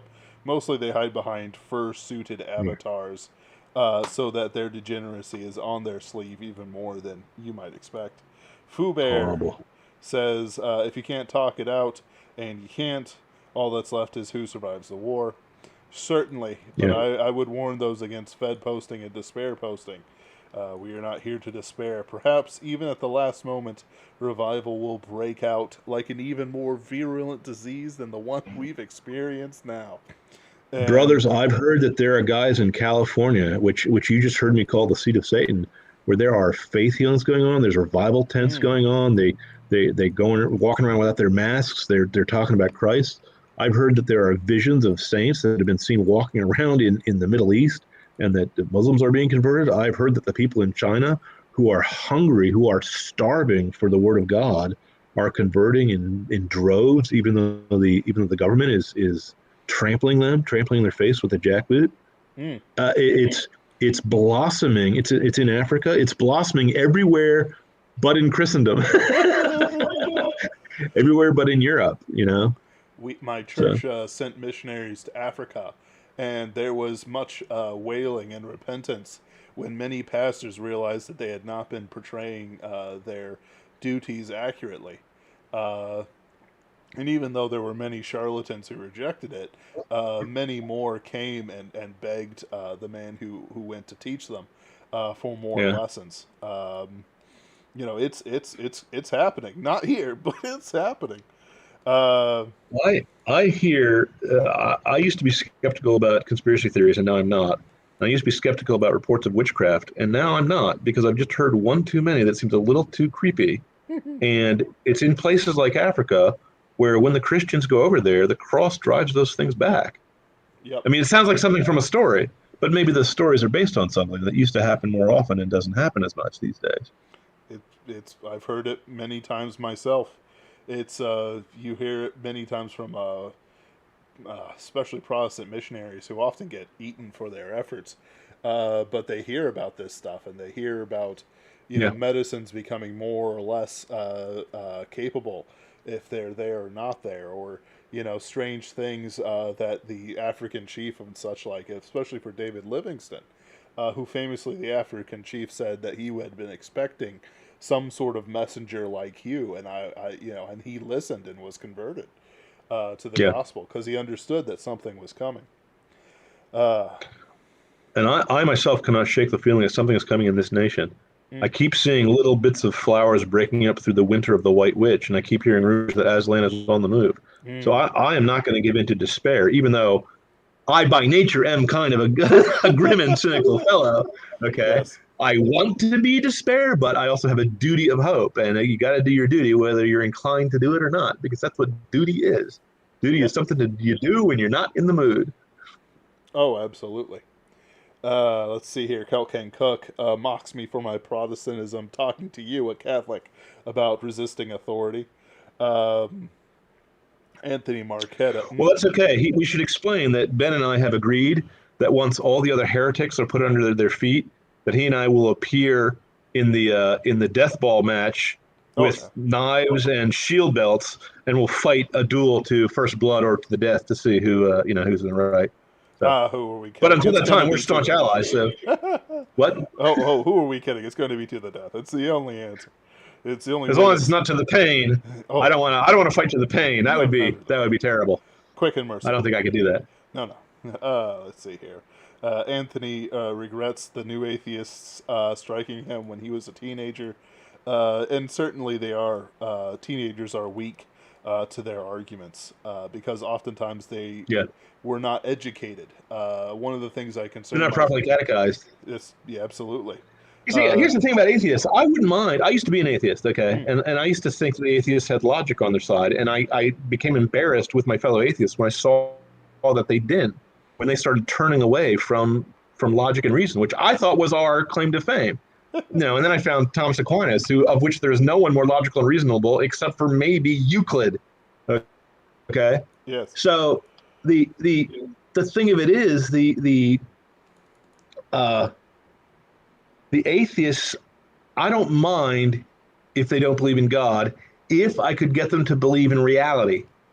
The last atheist I argued with, I could not get to agree to the sentence that if it's not untruth, it's truth. Mm, I couldn't get her to agree that if not A, then A. I couldn't get her to agree A or not A. I couldn't get her to agree to the principle of non-contradiction. Okay. yeah.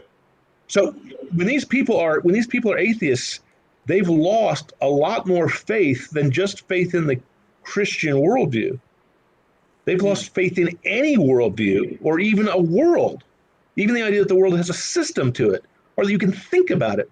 They're really lost. They're, like I said before, it's like Gollum, who doesn't even have a self anymore. He doesn't have the word I in his vocabulary. absolutely. It's really sad. But I Uh, want them utterly defeated. oh, of And course. I want to hear the lamentations of their women. You know. They have women? Um, I don't think they would have No, women. no, they have horrible land whales and blue hair, but I want to hear their lamentation. Oh, okay, good, good, good. Anthony Marquetta says that if it were not for a great theology teacher in the grace of God, he would be an obnoxious Reddit atheist even this moment. Uh, Yeah. yeah, a lot of it is education. Like, Protestants don't have a catechism, but at the same time, like, the big Protestant thing is gathering the family together that my pastor talks about very often. Gather the family together, sit them down, read from the Bible. Yeah, Like, take it into your own in the spirit of hands. amity, you may not have a catechism, but you're not crazy people. You don't both believe and not believe at the same time in the same sense that a man is both a man and not a man at the same time in the same sense because he's both a woman and a homosexual. Ugh. I'm a lesbian trapped in a man's body, so I'm attracted to women. I mean, these people are lunatics, okay? You and I have a disagreement on theological points on whether or not you should bow and kiss the toe of the Pope, okay? I understand that. It's an understandable disagreement. Yes. But the woke, I understand liberals of the old days. I understand people like Gene Roddenberry, who thought Mm. that the government could solve worldly problems. I even understand people like Marx, who are evil and motivated by hatred, because hatred's an emotion I feel and I know what it is. But the woke, who are just engaged in a weird form of self-destruction and self-hatred, they hate God, they hate the image of God in man, so they hate themselves. So they accuse others of the things they hate most in themselves. They don't like black people, and so they think everyone else doesn't also. You see? Yep. And so they see it everywhere and they're obsessed with it. They're obsessed with hate. They think everyone around them is filled with irrational hate, whereas that's them. it's very disturbing and very creepy. And I'm reminded of the devils portrayed in the satirical book Screwtape Letters by C.S. Lewis. Yeah. These guys act like the members of the lowerarchy. Yeah. It's I wish I was a better Christian so I'd feel sorrier for them, and I know that I ought to feel sorry for them and pray for them while we're defeating them, you know? Yes. But it's hard. Christianity is not an easy religion. Sometimes I wish I just worshiped Thor. Then I could go mug cathedrals and steal gold cups and carry off women, and it would all be for Odin. You know, it's a very straightforward religion, very, very manly religion. Oh, absolutely. You die and then And you all you get. got to do is die with a weapon in your hand, and you're good. You're good to go. You're going to go to Yep. Valhalla. This forgiving your enemies stuff, who makes that up? That's got to be real. That's got to come from God because no earthly man would say such a weird thing. Oh, absolutely. It's such a strange thing. Like, forgive your enemies. Oh, even those who would destroy you. Yes, especially those who would destroy you. But that Yeah, doesn't because mean you not forget who they are. But because don't. they can't. They can hurt your flesh. Yes. I mean, we knew that. The Stoic Romans knew about that. They knew that the worldly things were passing away. Yep. So, any more Uh, comments? let's see here. Rule of law without a moral populace is merely words on the page. Uh, Agreed. let's see here. Washington disagreed with. Actually, I don't know enough context to talk about this. Let's see here. Kelkin Cook. To distrust the media is as old as fire. Jimmy Stewart and John Ford tackled it. Mr. Smith goes to Washington. Citizen Sure. Kane, and so on and so forth. And also His Girl Friday. Oh, don't get me wrong. The media has always been liars, Hmm. but in my youth, they were not open and blatant. It wasn't a 24-hour, 2-minute hate news cycle. The The 2-minute hates were only 2 minutes long in my youth, you young whippersnappers. now you got to hate for 10 whole minutes. No, it's 24 hours. If you 24 turn on the hours. news, you will hear about You'll hear about the 6th of January as the top story before they mention the a guy plowing through a Christmas parade in Wisconsin. I mean, it's just they still talk about Trump. They're still afraid of him. You know, and Oh, he's not. I absolutely. mean, I do not worship Trump as an idol. I merely think he was a guy who was in their way. You know what I'm saying? Yes. When he said they're not after me, they're after you, and I'm in the way, I believe him. He just happened to be standing in the narrow pass. You have, It's us they hate, and they don't even really hate us. They hate Christ. They yep. don't know me. They have no enmity toward me personally. Who knows who I am? That's my basic response with this. Why do you use your real name? Ah, well, they don't know me. And they won't care either. I will either be destroyed, and I was fated to be destroyed, or I will not be destroyed, and I was not fated to be destroyed. To continue. The Roman Stoics would approve of your manliness. Oh. I use my name because it's a commercial property. I'm a writer. Well, me too, of course, but anyway. Also, Megabuster Shepard says he enjoyed your Pangea trilogy, and there are calls for a audiobook series. Ooh. Interesting. Thank you very much. Thank you very much. Let's see here. There's some other things. Something about Hilaire Balak on the JQ. I don't know anything about that.